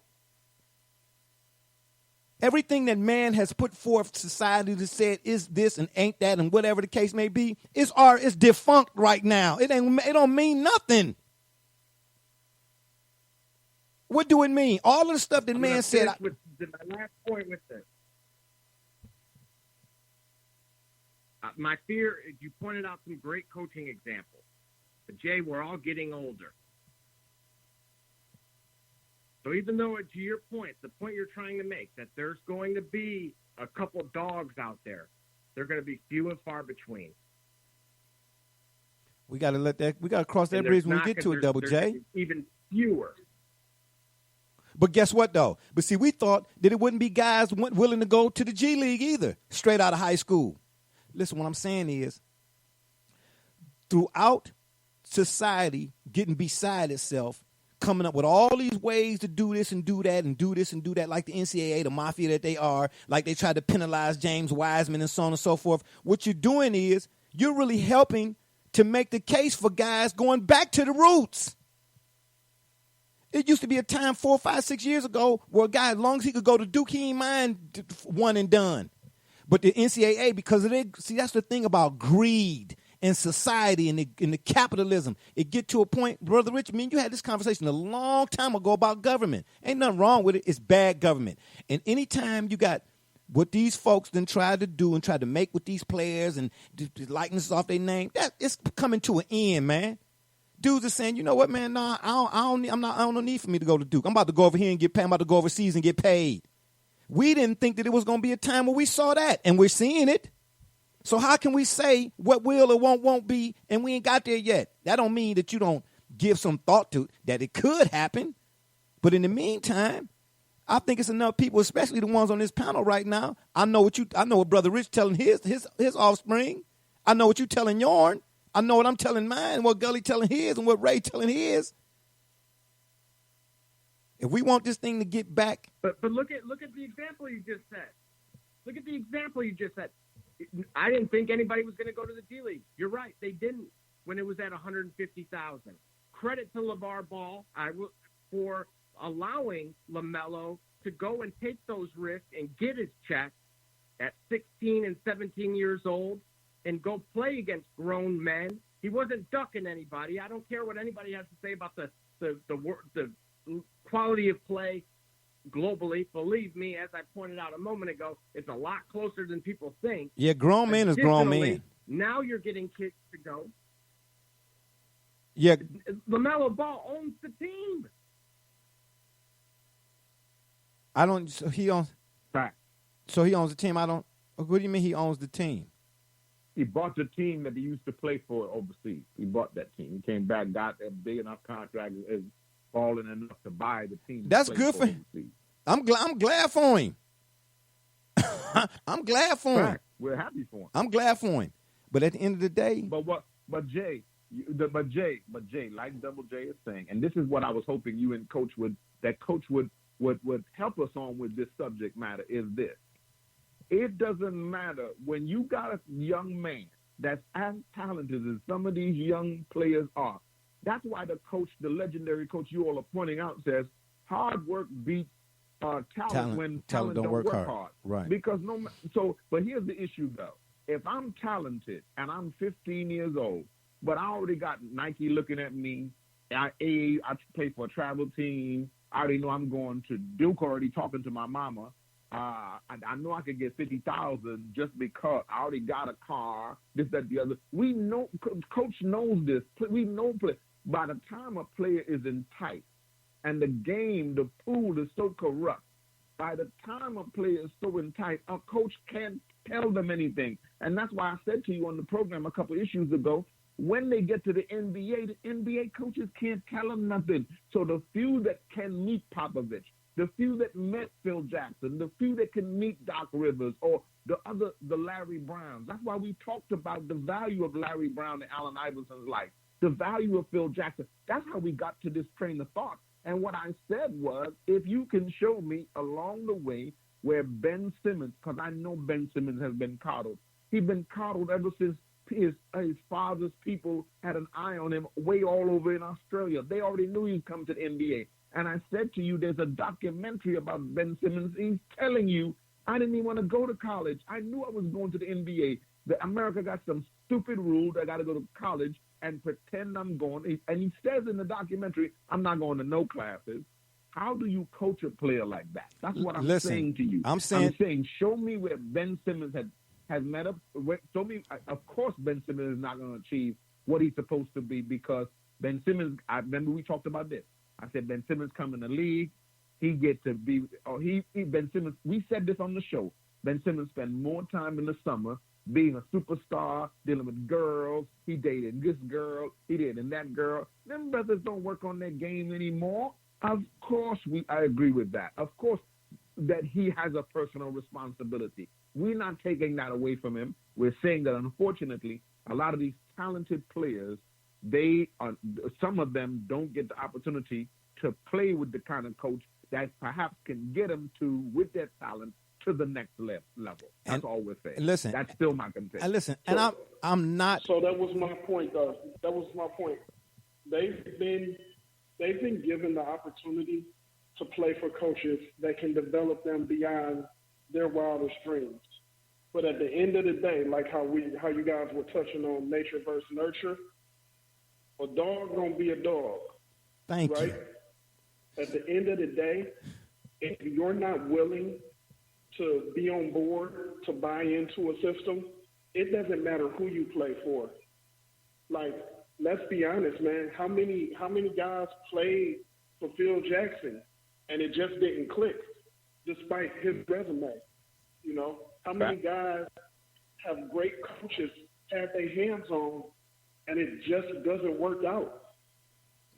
It's at the end of the day, at the very end of the day, I can be the greatest coach. I could be the greatest coach in the entire world, right? But if I can't get this player to set aside his personal wants and submit to the team concept, it's nothing I can do for him. And I got hundreds of examples. Can I counter you with one conversation? Yes. Well, I'll raise one coach. Absolutely. I'm gonna raise him in this way. See, this is what I mean when I talk about a coach, because we can get to nature versus nurture. Because on this very same platform, Double J, you know that my lifelong conversation that is that there's a difference that people don't want to accept. That there's a difference between what a Kobe Bryant and a Michael Jordan is, as opposed to what LeBron James is. And though LeBron is a wonderful human being, he just don't have the same kind of engine that them guys got. Now, that's a different conversation. We ain't talking about that. Here's what we're talking about. From a coaching point of view, I'll raise the coach named Dean Smith, who no matter what their skill set was, no matter what their talent level was, from the 12th man to the best that ever did it, every person he ever touched, who he coached, he touched them in such a way that he brought the best out of them that they could give at that moment in their life. And they went on to be a successful human being. Because no matter what kind of coach you are, if you ain't got it, you ain't got it. I can make you a good player, but you only going to go but so far in this game because that's what you got. You've got this level of talent in your motor that you can take it to. But there's this one guy right there that if you can get to this guy right here, which is why one of the players I think that comes to mind when we talk about coaching, the impact of coaching on his life and his skill set is Allen Iverson, who himself talks about what kind of impact a coach like John Thompson had on his life for that period of his tumultuous life when he was searching and needed to be guided with all that talent. And we knew that he was the kind of player that if he doesn't get to Georgetown at that time, coming through what he's come through and dealing with what he's dealing with, he's in trouble. And that when he gets to Philly and he's the first draft pick and he goes through all of that, he has to get out Larry Brown to settle him down to understand you got to really still continue to work on this part of your life because this off-court stuff is really going to destroy you. And ultimately it did, but the on-court stuff, Larry Brown absolutely helped him with that and some of the other focus of his life. That's all I'm saying about why. I never argued that. I'm not arguing against that. Those are all true. But at the end of the day, what Mama Jordan said to Michael Jordan was, you got to want it.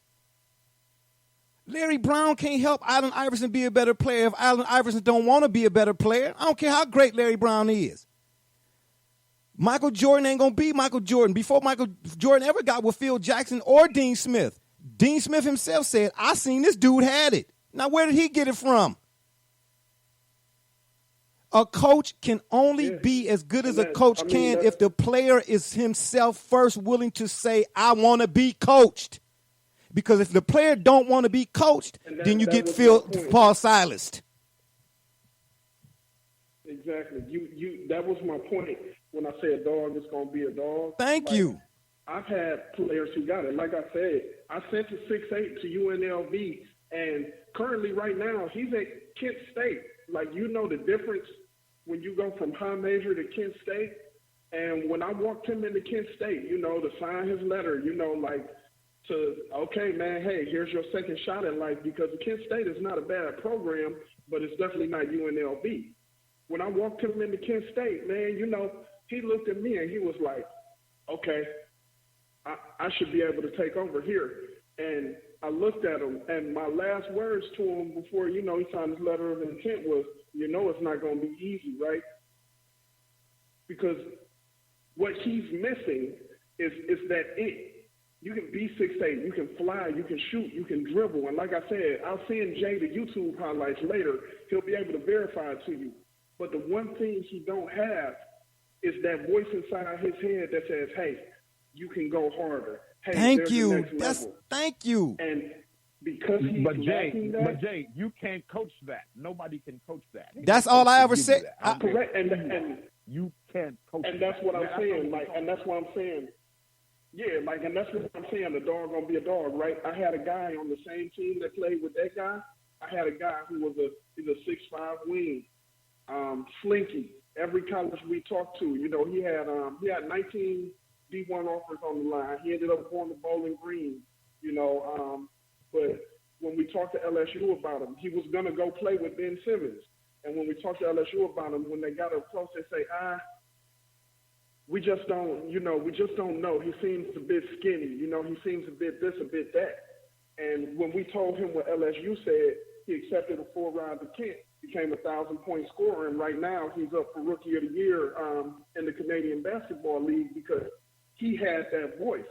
It was that voice that said, "Oh, I'm not good enough. Let me show you." And listen, I'll literally be sending him to the Oklahoma City Thunder. He'll be headed off to their training camp into the Orlando Magic training camp whenever this pandemic is over with. He'll be heading to those training camps because of the work he's put in, because of the dog that's in him. Now, I coached both of these kids. Both of them are like sons to me. But the lesser talent worked harder. And now man, it went from, "Coach, can I get $20 because my whole family needs to eat dinner," to, "Hey, Coach, man, I'm about to send you this nice watch I saw I thought you would like." And you know, like, to me, that's the whole thing. Like, man, coaches, we're going to be who we are, but at the end of the day, it starts in a player's chest. that's all I ever said. I You never. are who you are before you get here. And listen, let me say this. We all watched the documentary. Let me tell you what Jordan also said. Jordan himself said that competitiveness within me started when I was a kid. He said it. That don't mean that when the right coach came along that it didn't catapult him to whatever he might become or whatever. I'm not knocking that. You got to have that element. Double J and Gully, you're the recorder of this program, one of the producers. Perhaps you can refresh our memory. Did we not say on this very same platform that in fact and indeed we understand everybody's not Michael Jordan, and you can't compare everybody to Michael Jordan? Them dudes run on a different. But you don't have to be Michael Jordan to have competitiveness as a kid. It don't matter who your name is. But here's the thing. Yes, No, but here's the thing. You know why we talking about Michael Jordan right now? You know why we talk about people like that? Because them dudes move. Everybody can't be them. Jay, you got this. What I'm saying. You don't have to be them in order to be a competitor. Every kid that played basketball in our era growing up wasn't Michael Jordan. But I told you again on this same platform that they don't want competitors in today's game. These guys are manufactured. These guys are looking for. They got endorsements. They want cast members. They don't want. Listen, and I'm telling you, regardless of what they do or don't want, just like the coddling, like a parent would a child, you can coddle your child all day, every day. But guess what? At some point, you're going to have to hand that kid over to life. And life, as we know it, don't care nothing about your coddling. That's what I'm saying to you. At some point. I got a question. Hold on. I said at some point, whether he had coaching or not, the game is going to call you out just like life is going to. You can get away with it but for so long. Then at some point, as a man, and whatever your craft is, you're going to have to stand on your own 2 feet. You know why? Because like nature, life says so. And no matter what we do or how we try to circumvent it, you can't circumvent the life lessons that you got to get because it's mandated. It is ordained. It is written. At some point in the game of basketball, which is to my original point, I never implied nor not coaching that said coaching wasn't important. I still say to this day, again, for the 18th time, why Paul Silas would have been important. But on the flip side, I said, at this point in his career, for him not to be able to hit a free throw consistently with all that other stuff he got, or a foul line jump shot consistently in order to free Embiid up so Embiid could go back to his natural position, because guess what? Ben Simmons' inability to do those things has the Sixers playing incongruently. When he can do those things, whoever it got to come from, when he can do those things, then you'll see the Philadelphia 76ers as they currently sit, maybe trusting the process and all that stuff are panning itself out. But until then, as long as he's okay with just being talented, then they're going to keep having issues. Now, whoever it got to come from, it's fine with me. But at the end of the day, you can only go so far. Just like the dude, I cannot think his name, and Ray, you might know him. He's the principal. I don't know if he still is now, but he was the principal at Orange High School. We were down at Fairfax. My cat Jew and them, Jew been on the show a couple of times. You know, they be balling up at Fairfax. A lot of the cats from Winter Hay and so on and so forth. So we watching the game, and he's standing next to me. He said, man, I know you from somewhere. I said, yeah, man, I went to Shaker. He's like, yeah, man. We get to talking. He's like, man, I messed up. I'm like, how? I don't forget whatever he went. He said, man, I went all the way through high school, all the way to your point, Brother Rich and Double J. He had coaches telling him, oh, yeah, you that guy. Yeah, you that guy. So it went to his head.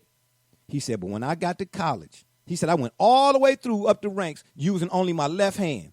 He said, when I got to college, man, I realized that in order for me to get my right hand to where it needed to be, because I needed the right hand, I was going to have to do it. So in other words, he got pushed along and pushed along and pushed along like these guys do. But at some point, it's going to come back and bite you, because that's the cycle of life, period. Period. Every man that is a man going to have to stand on his own at some point. And I know we ain't talking about music right now, but you look at Michael Jackson. Look how he was brought up. All the stories, we know all of that. And basically at the tail end of his career is when he made that song, I'm Starting with the Man in the Mirror. All of that stuff he grew up with, and then he realized after all of that, at some point, it's going to come back to me. My son said, Dad, I don't like, he said, our dudes don't like being embarrassed. I said, that's the problem. 2 words, willing to. Those 2 words don't come from a coach. They don't come from a parent. They don't come from an administrator. They don't come from your guidance counselor. Willing to. You, as the individual, as the player, have to first be willing to. Mike was willing to. Whatever it is that motivated him, he was willing to. What coach can give you the will to? What parent can give you the will to? But Jay, the will to. Where does the will to, the want to do something comes from where?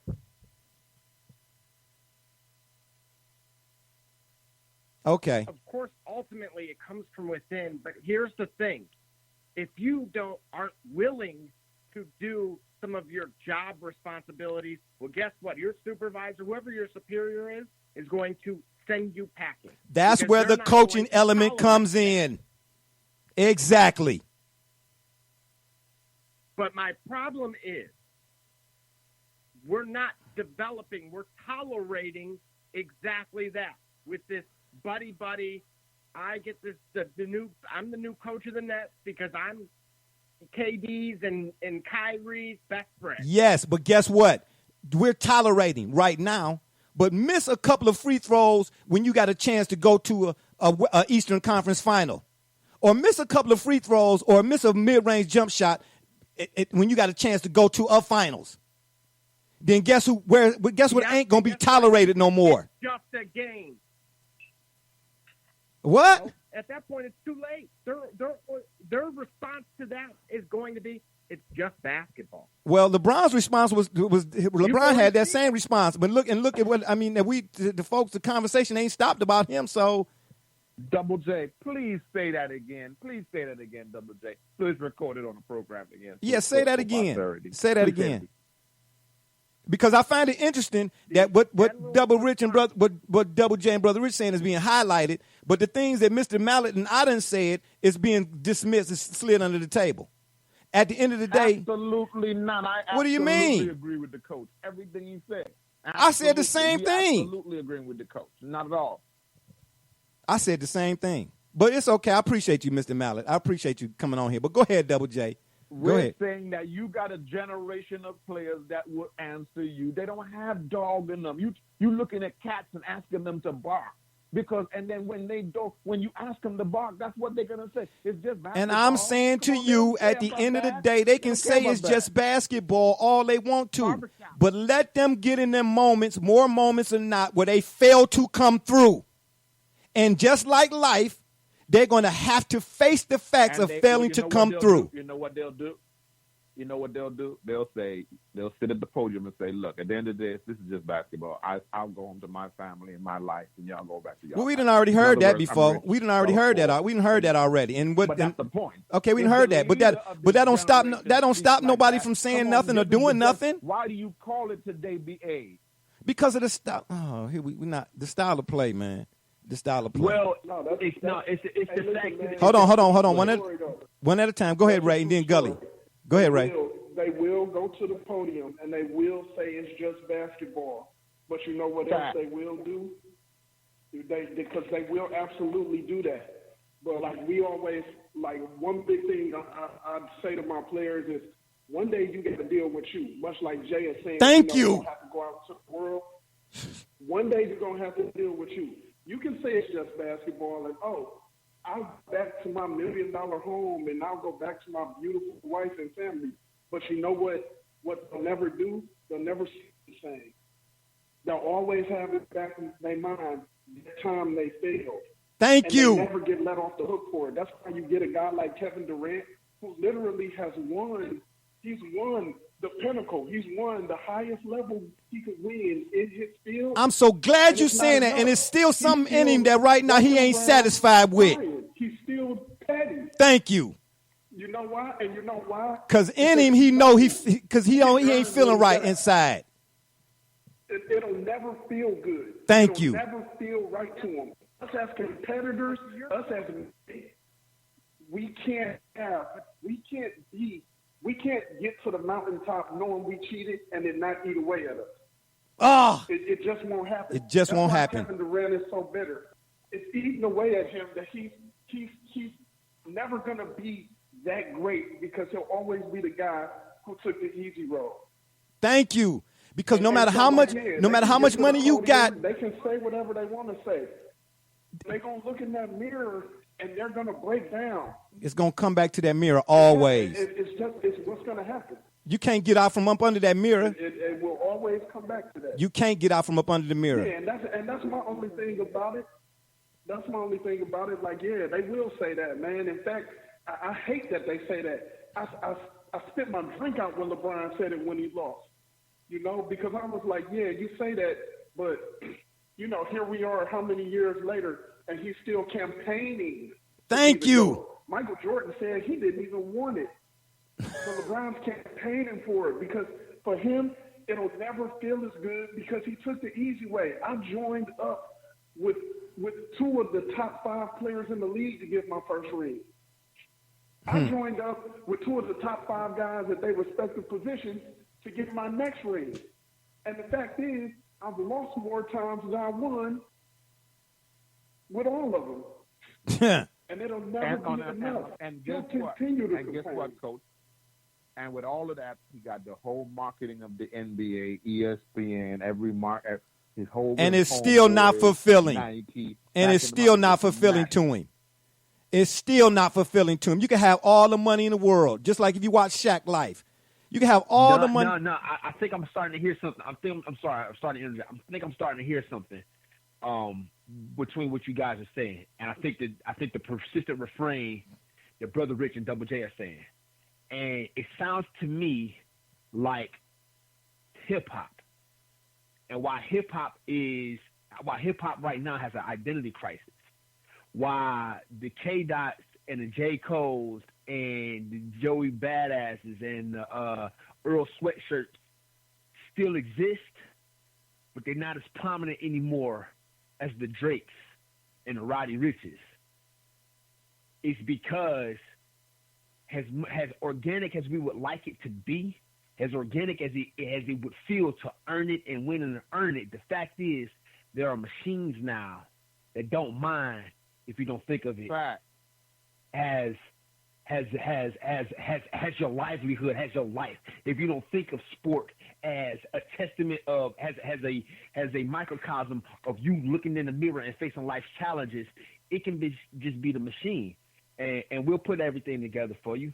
We'll produce this for you. It could be, a documentary, if you will, authentic, or we could just get the script and rehearse it because we know how to do this. We did it before. Yeah, but listen. We put these guys together. But listen, but to Ray's point, but to Ray's point though, you still, no matter how you manufacture it, the machine can produce. The machine can produce. But at the very end of the day, what you take to your grave is all you got. Thank you. Thank you. That's all I'm saying. Thank you. Yeah, but no, my point is, no. I think, I don't disagree with that at all. But I think what I'm saying is the trouble we're at is the reason why I think what we feel about the game, why it's eroding, why it's passing away, because this is what we feel about the music industry. The fact is, there'll continue to be guys like, all right, that might distract too much from my point, but there'll continue to be enigmas like Kawhi Leonard, who exhibits the best of both worlds right now. Okay, how when history is going to repeat itself? History is going to repeat itself, and you see that in evidence as with Zion and Ja Morant. Why do you speak so highly of a player if the coaches is terrible? And at the end of the day, my point was Ben Simmons not being able to hit a free throw or a consistent jump shot. It's on him. I don't care about the machine and the manufacturing. What you're saying is the game is changing to where they're putting the bumpers up and bowling and still calling them strikes. How so? I can't let you do that point like that. I think that their point is more of it's not the game that's changing, man. 10 feet is 10 feet. Thank you. Gotta go through the hoop. Okay. What's surrounding the game is what's changing. Okay. The narrative's changing.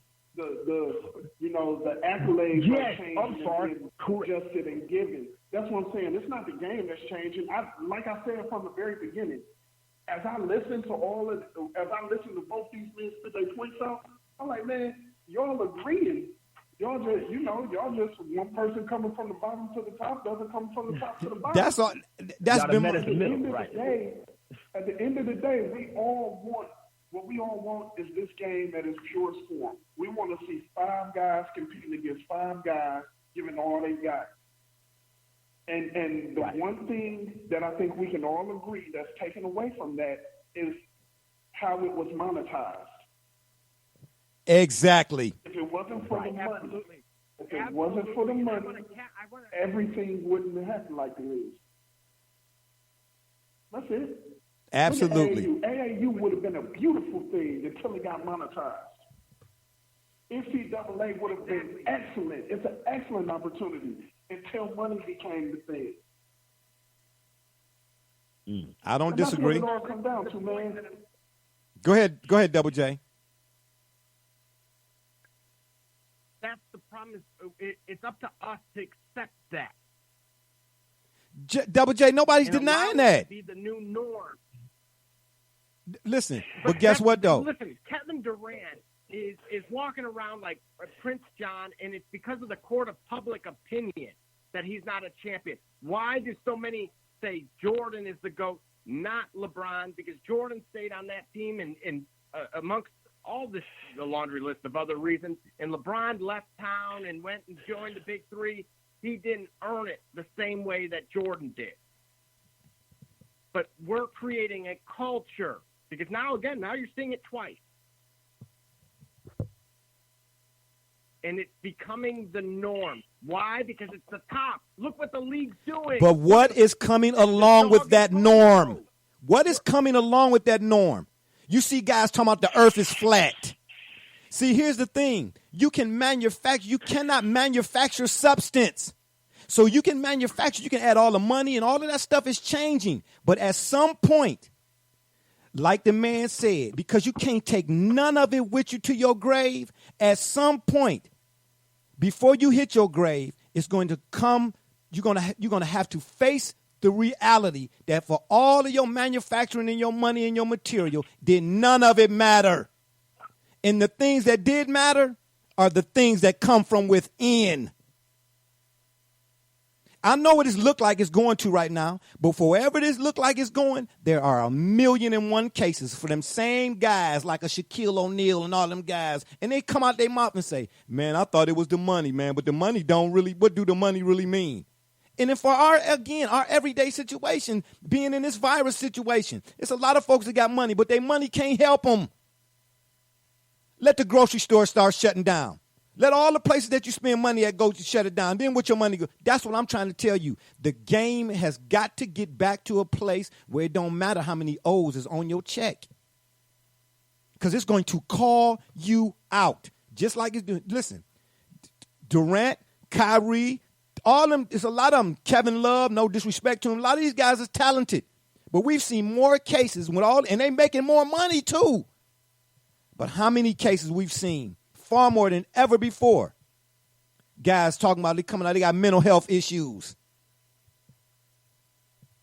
Because you can't fix that part. That's because of the culture that we're creating, Jay. That's why it's got to go back to. That's why it's go to. That's why it's. That's. I'm going to reward. That's why it's got to go back to what it once was. That's what I'm saying. But we're going the other way still. How? Nobody has said we're on the wrong road yet. They're not. They don't see a problem. Instead, when half the league is trash, we're going to throw in a mid-season tournament, and that way it's going to, now you got a clown juggling to deflect off of the quality and substance that you're trying to get to. And I'm saying to you, that no matter what it looked like, just like with this situation that didn't hit the world with this virus, no matter what we try to do, it's something that's we ain't got no control over. It's going to say, no, this is how it's going to be done. That's what it looks like to me. Again, I go back to what I said. That's what I'm trying to a short while ago. It's going to take some more Lucas. It's going to take some more international. Pretty much it's going to take more. What we're saying is, I think you're asking, it's got to get back there. I don't know how it's going to get back there unless we bring in truly humbled players who really still need to get a way out. Here's the thought, man. Here's my thought on it, man. And I'm gonna have to check out because I'm working or whatever. Okay, it was good having you, Coach. It was good having you for sure. Jay, it was excellent talking to y'all, man. Double J. Your point is, that it's not heading back to that direction. And Jay, I got to tell you, we're not ever going to get back to what it was. We're never going to, once again, be able to go to the playgrounds around cities and just be able to stop and say, hey, give me this kid. This kid is going to end up going pro. Interesting. That's not where the game's going.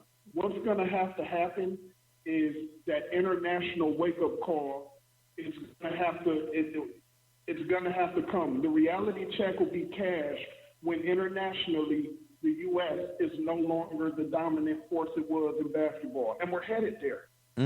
We're headed there. Right now, it's still a unicorn. I can't argue that. Wins an MVP. But I think we're headed to a time where we're going to see 3-4 years of guys from other countries being the most valuable player in the league.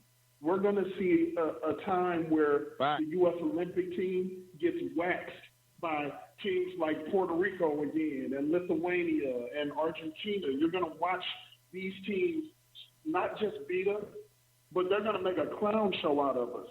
And what it's going to do is it's going to call on the real dogs to wake up. See, like I say, the way the game was monetized, it's gonna let the cats bark, so to speak. The cats are gonna do whatever they got to do to get the money. But when the real dogs get woken up, and when the chips are really down, and we got to turn and say, hey, we can't keep getting embarrassed like this. What are we gonna do? That's when guys are gonna turn to the Kawhi Leonards and say, hey, we were wrong. We need guys like you more than we need the Kevin Durants.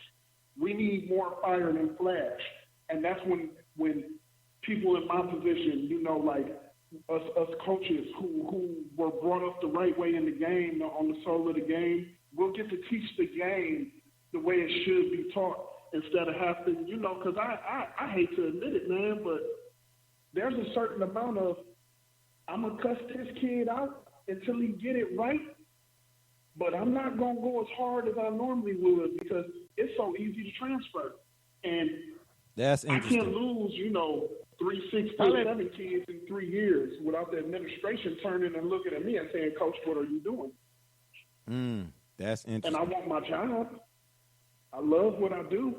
I can't do that. But when I got a Division I point, I had a Division I point guard come to my school and walk out his senior year, because he didn't like the way Coach Mallett pushed him in workouts. That's a bad look for me. You talking about taking food off your table when you're talking about losing players because you want to do it the old school way. So you as a coach have to adjust. And unfortunately, the league had to adjust. So now, like I say, that reality check has to be cashed. When them international players keep coming in and they start taking that thing that's ours, that's when we'll wake up and it'll be like, wait, let's get back to fundamentals. Let's get back to being physical. Let's get back to being we should have always been. And that's when you'll see the game change, man. So, but let me ask you this, Coach, before you leave, and I'm glad you was on the show today, man. Appreciate it. Hope you come back again with us too, man. So Absolutely. Thank you, sir. with all this that you speak of, so then where, if at all, does discipline have a place? Discipline is everything. But unfortunately, self-discipline has to come first. Thank you. We can foster it, but we can't teach it. Thank you.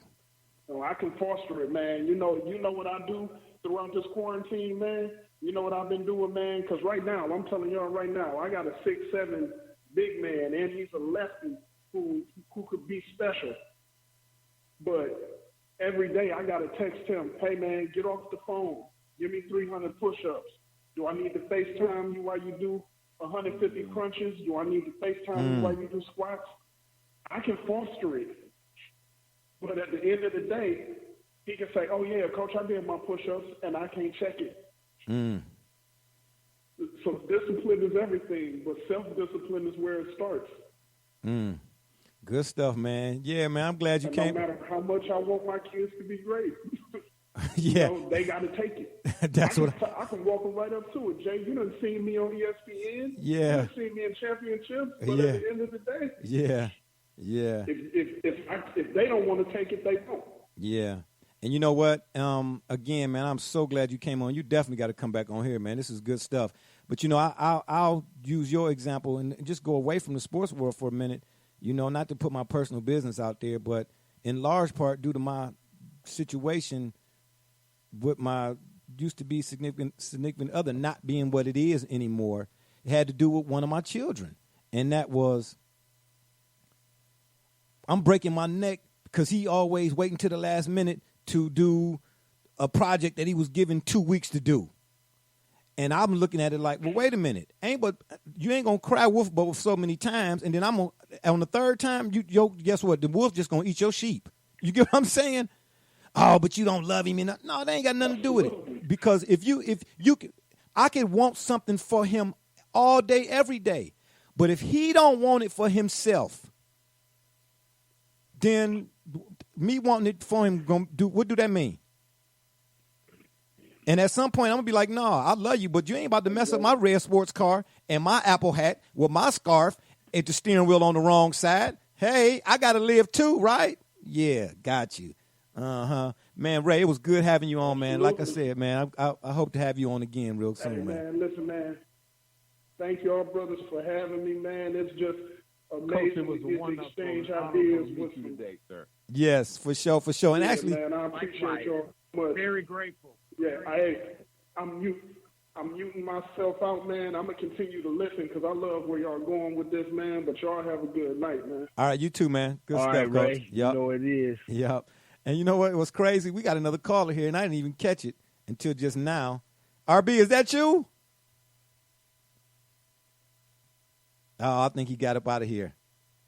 Yeah, it's all to the good.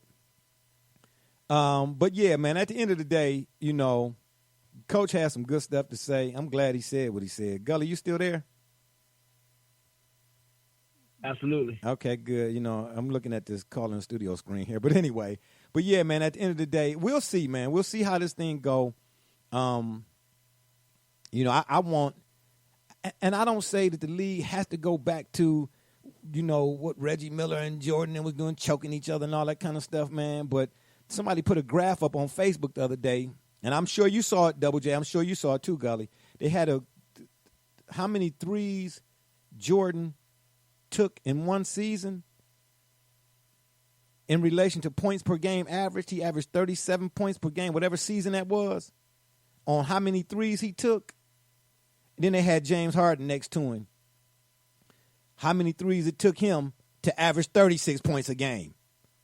So just because you taking 90, like I said before, just because you taking 90 to get 40, that ain't impressive, man. You know what I'm saying? Get 40 on 15 attempts. But that's why the coach said we ain't ever going back that way, Jay. That's what we're saying to you. A machine has taken a hold of the game. It's not the game anymore.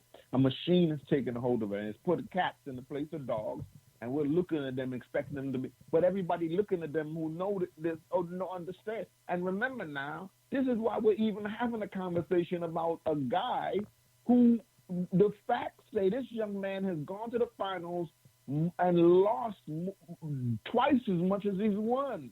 And we know that he put together a super team to win titles. We know that he did this, but still people are saying, this guy is the GOAT. People have jumped over Kareem, Magic, Kobe, not to even mention Michael Jordan. This is why they're saying it's LeBron's PR team that put out the whole thing about that Michael Jordan is insecure about his legacy, and that's why this is coming out. Because they don't even want their they don't even want to be exposed. Yeah, but you know what we do to hearsay. What Jordan really is. You know what we do to hearsay. Yeah. Right, but guess what, though? Again, and I'm glad you're saying that, because guess what? They can want to, all they want to, they can try. But after this 10-part documentary, ain't going to be no denying. Now, all of that stuff that's being said, after this joint is over with, guess what? Anybody that's hearing them folks say what they saying, that what you say they going to say, they're going to be looked at and laughed at. You see what I'm saying? Because here it is. Guess what, Jay? And to your point of what you said earlier, the self-proclaimed king is going to have that same insecurity that you mentioned that Durant has. Well, we've seen evidence of it. We've seen evidence of it. Kevin Love has. And this is my problem with this, and why I'm saying it's fundamentally the lack of fundamentals, and that we are fundamentally, as a system, broken when it comes to the NBA machine, as Brother Rich pointed out. We're not teaching fundamentals. Kobe himself said in AAU they are not shooting mid-range jumpers and teaching the fundamentals. But I already alluded to. Has said, I already agreed to that. I listen. I'll pull the tape from a show I was on before I ever met any of y'all called Head to Head.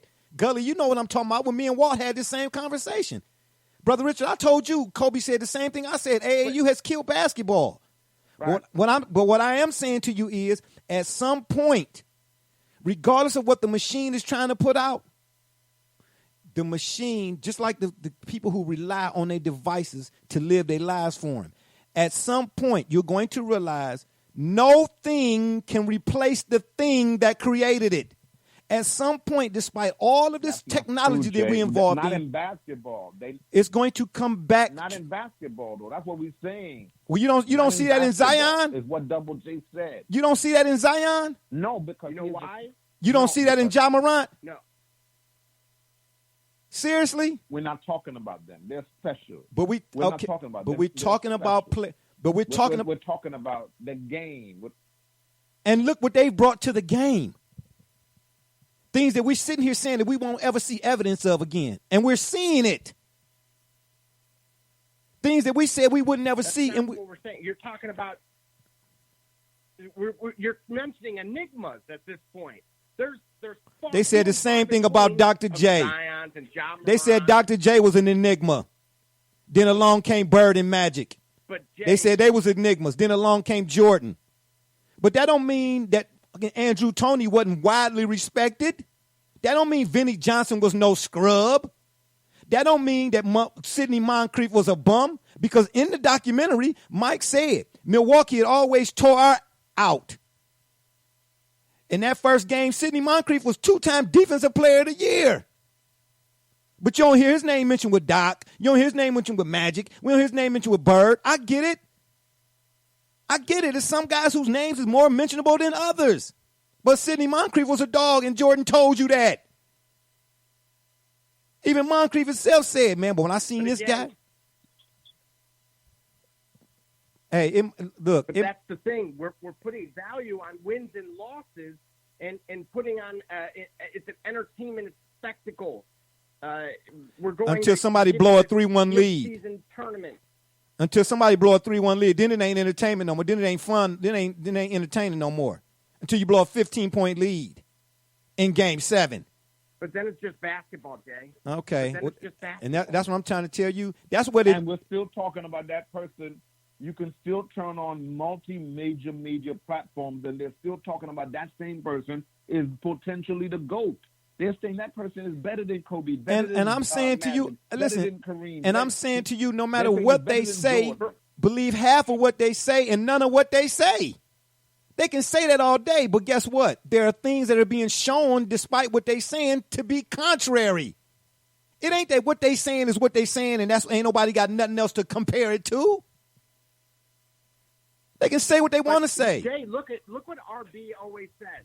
Look what RB says. This is what so again, we're talking about mentally fragile. They don't care if they win or lose. When their back's against the wall, at least. Up until Ja Morant, Zion, and Luka, who could you say that about? Up until Ja Morant, Zion, and Luka, who could you say that about? Well, you would say Luka. I said before these three guys came on the scene. Before these three guys came on the scene, the conversation was that we would never see that. We would never see these type of dudes again. Until these guys showed up, we didn't think we would see them type of dudes. That's not what we're saying. You're talking about three guys here. We've seen far more of the other kind than we have of them. And that trend is going to continue. That gap is going to get further and further away. We're continuing to stray away is what I'm saying. Just because the boat has not sunk, it does not mean that we are not off course. Right. And this is why the coach I never said I'm never implying that. But just because it's off course don't mean y'all ain't gonna hit land at some point. But this is why he also pointed out that we're about to see an influx of overseas-born players, which is what you're looking at with a Antetokounmpo and all of these players coming in. The foreign. I don't care where it come from, as long as somebody got, as long as they fundamentally sound. I don't care where it come from. Yeah. Either way it go, it's repeating itself because guess what happened? The U.S. taught the game globally to them cats over there, and they went and got better at it, and then came back over here with it. That's my point. But why? Because they went and they taught fundamental basketball, playing defense. Okay, that's fine. The same things, the same cores that. But are you seeing it again, or are you not seeing it at all?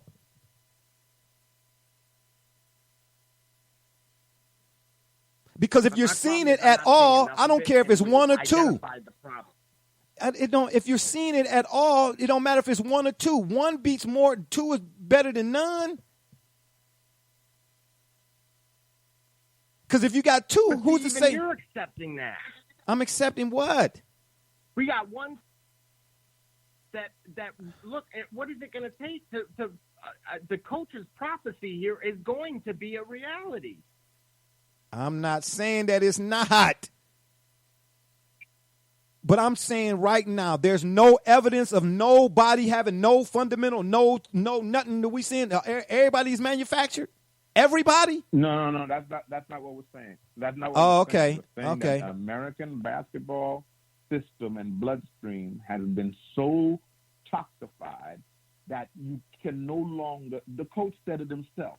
He said you have to coddle these players to a degree. You got to be careful what you tell them because they're coming up in a system that coddles them from young, and that they are already made promises. They're given endorsement understandings early. The game is a business to them now. It's not about, hey, look, I'm out here to dog so-and-so. I'm out here to get at so-and-so's neck. It's basketball. They don't care. And like we're being told tonight on this panel, they talk about things like, I don't want to be, your son tells you, I don't want to be embarrassed, or no, I don't want to be on Instagram. Nobody can dunk on me because by that time you're going to affect my endorsement deals. Nike said I got dunked on and it's trending on Twitter and this looks bad. People are, it's affecting my life. Guess what? That's the American player. And that's the American player. That's the American player. But guess what? In the Luka Doncic, I see the contrary. Let the American player be lazy. That's what I'm saying. The American player has become lazy, but I'm thankful that the foreign player has not. I'm gonna try to make it more succinct. That's all I'm saying. Who you think will win? And let's retrace. Let's say the last 7 NBA or let's say the 2010s, the last 9 NBA champions. You asking me or Brother Rich and Double Raptors, J? No, asking all of you. In right? general, It's like okay. Raptors, Warriors, Cavs, Warriors, Spurs, Heat. Let Brother Rich and Double J answer you right quick. Mavericks, and the Lakers, right? All right, going back them last 9 years. Let's take the Golden State Warriors. They won 3 titles and they're the team in the era. Do you think they'd beat the Bulls in the 7-game series? Absolutely not. Okay. And they are still a dynasty, right? By definition of their era. By exactly. Definition, absolutely. Because So, I think eras do matter. I think eras matter. But Gully, eras matter. let me interject. Let me just interject with that. With that exact point, many would argue the opposite of that the Warriors would win, and they would use RB's logic and rationale. Why? The game is faster. They're bigger. They're stronger. Well, my point is, but we look at ability and IQ, if you will, I can't say we look at, but one can look at maybe the tangibles, the measurables, and the IQ and whatnot to denote that. But the reason why we think the Bulls would win is because they were tougher. They were great athletes too. Thank you. They were tougher. They were. Okay, my point is this: you can win without being tough. Why be tough anymore? That's the problem we're having. And until Doncic and Joker become dynasties, we'll probably continue to get this. We'll continue to get, if you quote unquote, softer champions, because you don't have to be not even just to win one. Because you know what? Truth be told, the softer you're not going to win a championship. You got to have that element. 2011. You got to have that element. That element is you're not going to win a championship, and you got to have that element. Even if you got a Iguodala or Sean Livingston, that element could be in like in hockey, you have defensemen, you have tough guys, right? My favorite team, the Red Wings of the '90s, they had that tough guy. They had the Bob Probert. Stevie Y wasn't that guy, but you had, like, I guess in hockey or whatnot, in certain sports, you don't have to have a team made up of that. Okay, in basketball, you used to the bad boy Pistons. Everybody, it didn't matter how it didn't matter what the height and weights were. Everybody had that sort of, you know what I'm saying? Everybody had that sort of toughness. Now you can get away with having a guy that just does that. Okay, and because of that, because your team identity doesn't have to consist of that toughness. Your team identity can consist of something other than that. You can still win, not only win once, but win multiple times, or even go multiple times. It's going to be harder to get back to a team that's made up of that. Yeah, but if you look at the Warriors, you can say that toughness was in Draymond Green and Klay Thompson, and Sean Livingston. Right. You can say that. You listen. Well, you can say it was an Iggy. Okay, throw him back in the mix too. Okay, that's our point here.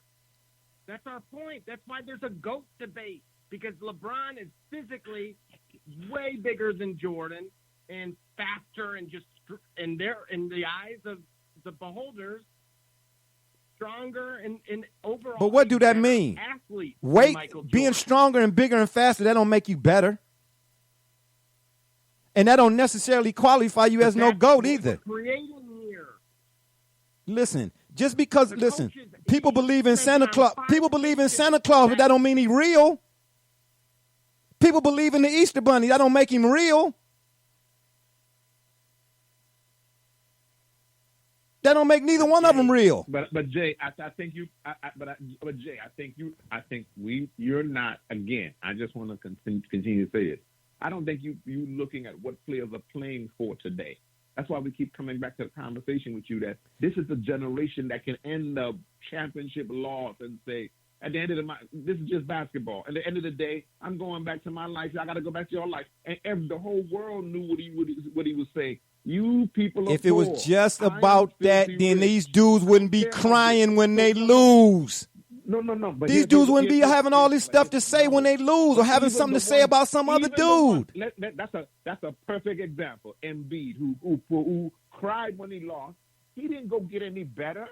He went and partied for the summer just like why? Because he got $100 million guaranteed contract. Yeah, but wait a minute. Embiid got a foundation. Him playing soccer, he got a foundation that most players don't even have in the league nowadays. We're not talking about that.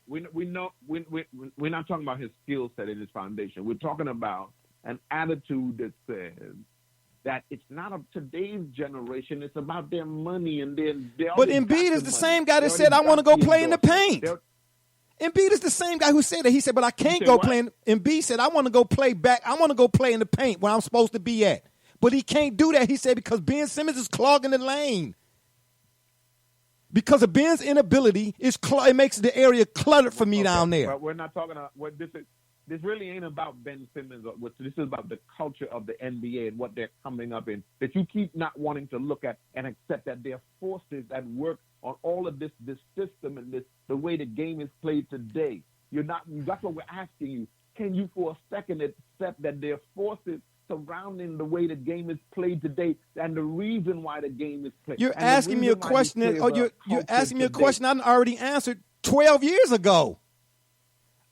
I'm not dismissing any of that. I know it's forces outside the work. How many shows, you talking about pull the tape, how many shows have we done when I done pointed out what the entities and the establishments and so on and so forth? Come on, man. I've been said that a million times ago. But I'm also saying at some point, all these forces at work still going to come down to somebody else having to put the ball in the basket. And when that don't happen, based on all the manufacturing that's going on, at some point, okay, people going to say, okay, yeah, all right, okay, yeah, you first ballot Hall of Fame, but right now, but you cost us the game yesterday. Put it like this. For all of the manufacturing that's going on, let them L's keep coming with it. In situations that folks wasn't expecting the manufacturing to be able to take care of an L. That's all I'm saying. All of these things, everything everybody said here is true. Not one time have I ever denied that what was being said here is not true. I don't argue that. That's pointless. I can't be a purist and say that it ain't. Who was the one that said or made implications to about when you get on the elevator and you see 45 floors, but the first 30 got a button, but the rest of them got a key you got to put in. But it be folks sitting in them rooms with they got a key. I'm the one that said that. I get all of the forces that's at work. Who's the one that said that the city of Cleveland should have been getting X amount of daggone dollars, but the city of Cleveland took the money and gave it to Dan Gilbert so he could build. But the Q needed a facelift all of a sudden, ironically or funny how after a championship. Come on, man. I got articles sitting over here right now about some of these owners and the connections they got to private prisons. But that's a story for another day. Come on, I understand entity, man. and what Big Bank is. Who is the person that went on this program and said, when it comes to certain issues or instances, I'm always going to be for the player? Even if it's LeBron James, when it came about getting money and so on and so forth. Who said that? I did. So I understand entity. But what I'm saying to you about entity, every time mankind try to manufacture something and make you think that this is better than what was originally set forth or the principle, see, that's what I'm saying. At some point, principle, no matter how much pageantry and how much payments and all of that, principle is going to show itself. You can't get out of it. You know why? Because like truth, it cannot be denied. So for all of this stuff that's going on, what, discipline don't have a place no more? Truth is irrelevant? That's all I'm saying. I'm saying the truth is going to show itself. Why? Because it has to. And you look throughout the annals of sports, the annals of history, the annals of life, truth is going to always one constant. Now tell me I'm lying. I'm not denying. Nothing nobody said here. But you can't get out from up under that thing at some point that's going to say, why you thought you was the reason, you thought you was in control of all of this, or you thought you was the reason why. Guess what really is the reason why? Brother Rich, you know where I'm going. You know where I'm going. Okay.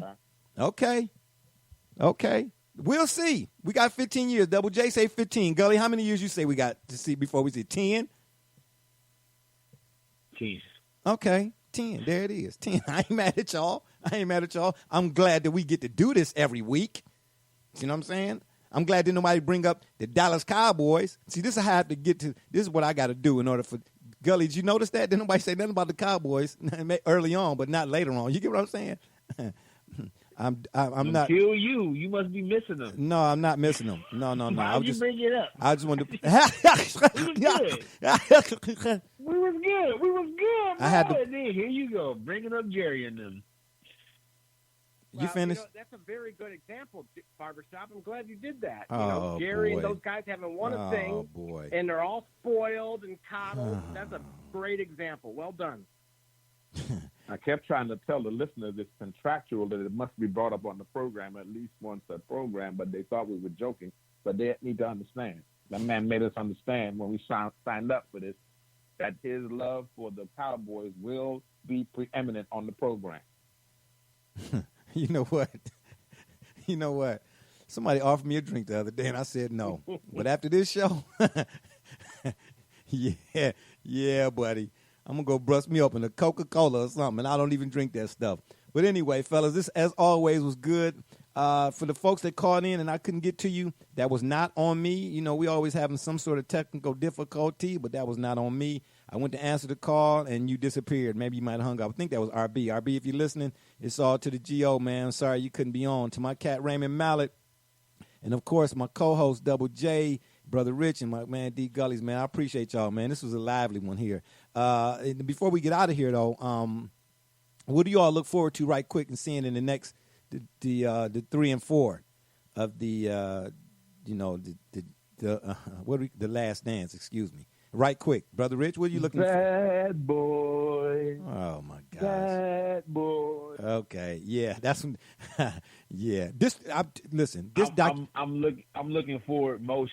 I'm looking forward most to seeing the circumstances around the idea of them arriving at the point that they needed to add Dennis Rodman to that second three-piece squad. All right. What did those conversations go into? Yeah, what did the front office in Chicago think about that? And then arriving at that point. I mean, I heard the story before, it was a dinner and all that, but I'd like to really hear like the nuts and bolts of it all. Inner details about how that came to be. Yeah. Yeah. Double J, what about you? What are you looking forward to in these next 2 episodes? I want to see the dark side of Michael Jordan. Oh my gosh. Really? Should have read Personal Foul. Oh, it's all good. Donaghy spoke it on. Oh, yeah, my bad. We ain't talking about Tim Donaghy right now. Because, boy, I'm trying to tell you, Jordan was out there. Ooh, he was a gambler. That's all I can tell you. The man was a gambler. Yeah, I got 2 other ones here that had wrote down that I wanted to discuss. But, as always, when we get together, man, it's like a conversation, the conversation of all conversations. This stuff is always good. You know what I mean? That's how you know it's good. You know what I mean? Do you all know how long we've been on? Do you all want me to tell you how long we've been on today? Can anybody take a guess? How long? 2 hours and 24 minutes and counting. Man. Yeah, that's when you know the conversation and situation is G-rate, right? Yeah, baby. But I got a couple of them that I wrote down here that I'm gonna add to the next week's episode or show or however you want to call it, or program, P-rogram, and we'll get to that next week. But so like I said earlier, We have to spend that show talking about how the Browns won the draft and how the Cowboys lost. Oh my gosh. Right? Yeah, okay. All right. That was funny. Thank you, Brother Rich. Yeah. Leave it. Leave it to Brother Rich for some Comedy Central. I tell you, Double J too. You know what I mean? I got a picture. I'm gonna send you and Brother Rich, Double J, y'all riding the drop top. On the way to Cleveland, find out the Browns didn't make the Super Bowl again. But anywho, yeah, next week we will definitely. Well, I gotta figure out how I'm gonna do this, man. I'm gonna put some stuff together here. See how we're going to go about doing this, because there's a few other things I want to discuss. But, yeah, we're going to definitely get to 3 and 4 of The Last Dance, the Jordan documentary, along with the Chicago Bulls. And what I do want to point out in this next one is the whole Scottie Pippen, the contract situation. That part was very interesting to me because I didn't know it in that detail. And I want to talk about Jerry Cross, too. But we'll add that to next week's program. All right, fellas, good stuff. And on that note, it's been fun, but we got to run. We appreciate y'all for listening. Don't forget to check us out right here on the Spreaker.com network. You go to Spreaker, to the search box, and you type in the Shop Report. And while you're there, please subscribe, will you? We need a subscription. Or you can check us out on Facebook, Twitter, or wherever you listen to your favorite podcast, and give us a follow. And while you're up, don't forget to subscribe to our YouTube channel, as well as dropping us your comments or suggestions via email, theshopreport365@gmail.com. And if that don't work, Google it. Once again, for my mans B. Rich, Double J, D. Gully, Raymond Mallet, RB, even though you didn't get through. And all those who follow and support us, we say thank you. I'm Barbershop J, and you've been listening to the Shop Report. And remember, the next time y'all want to know what's really going on, man, come to the shop. Walk-ins are always welcome. Holla. Social distancing.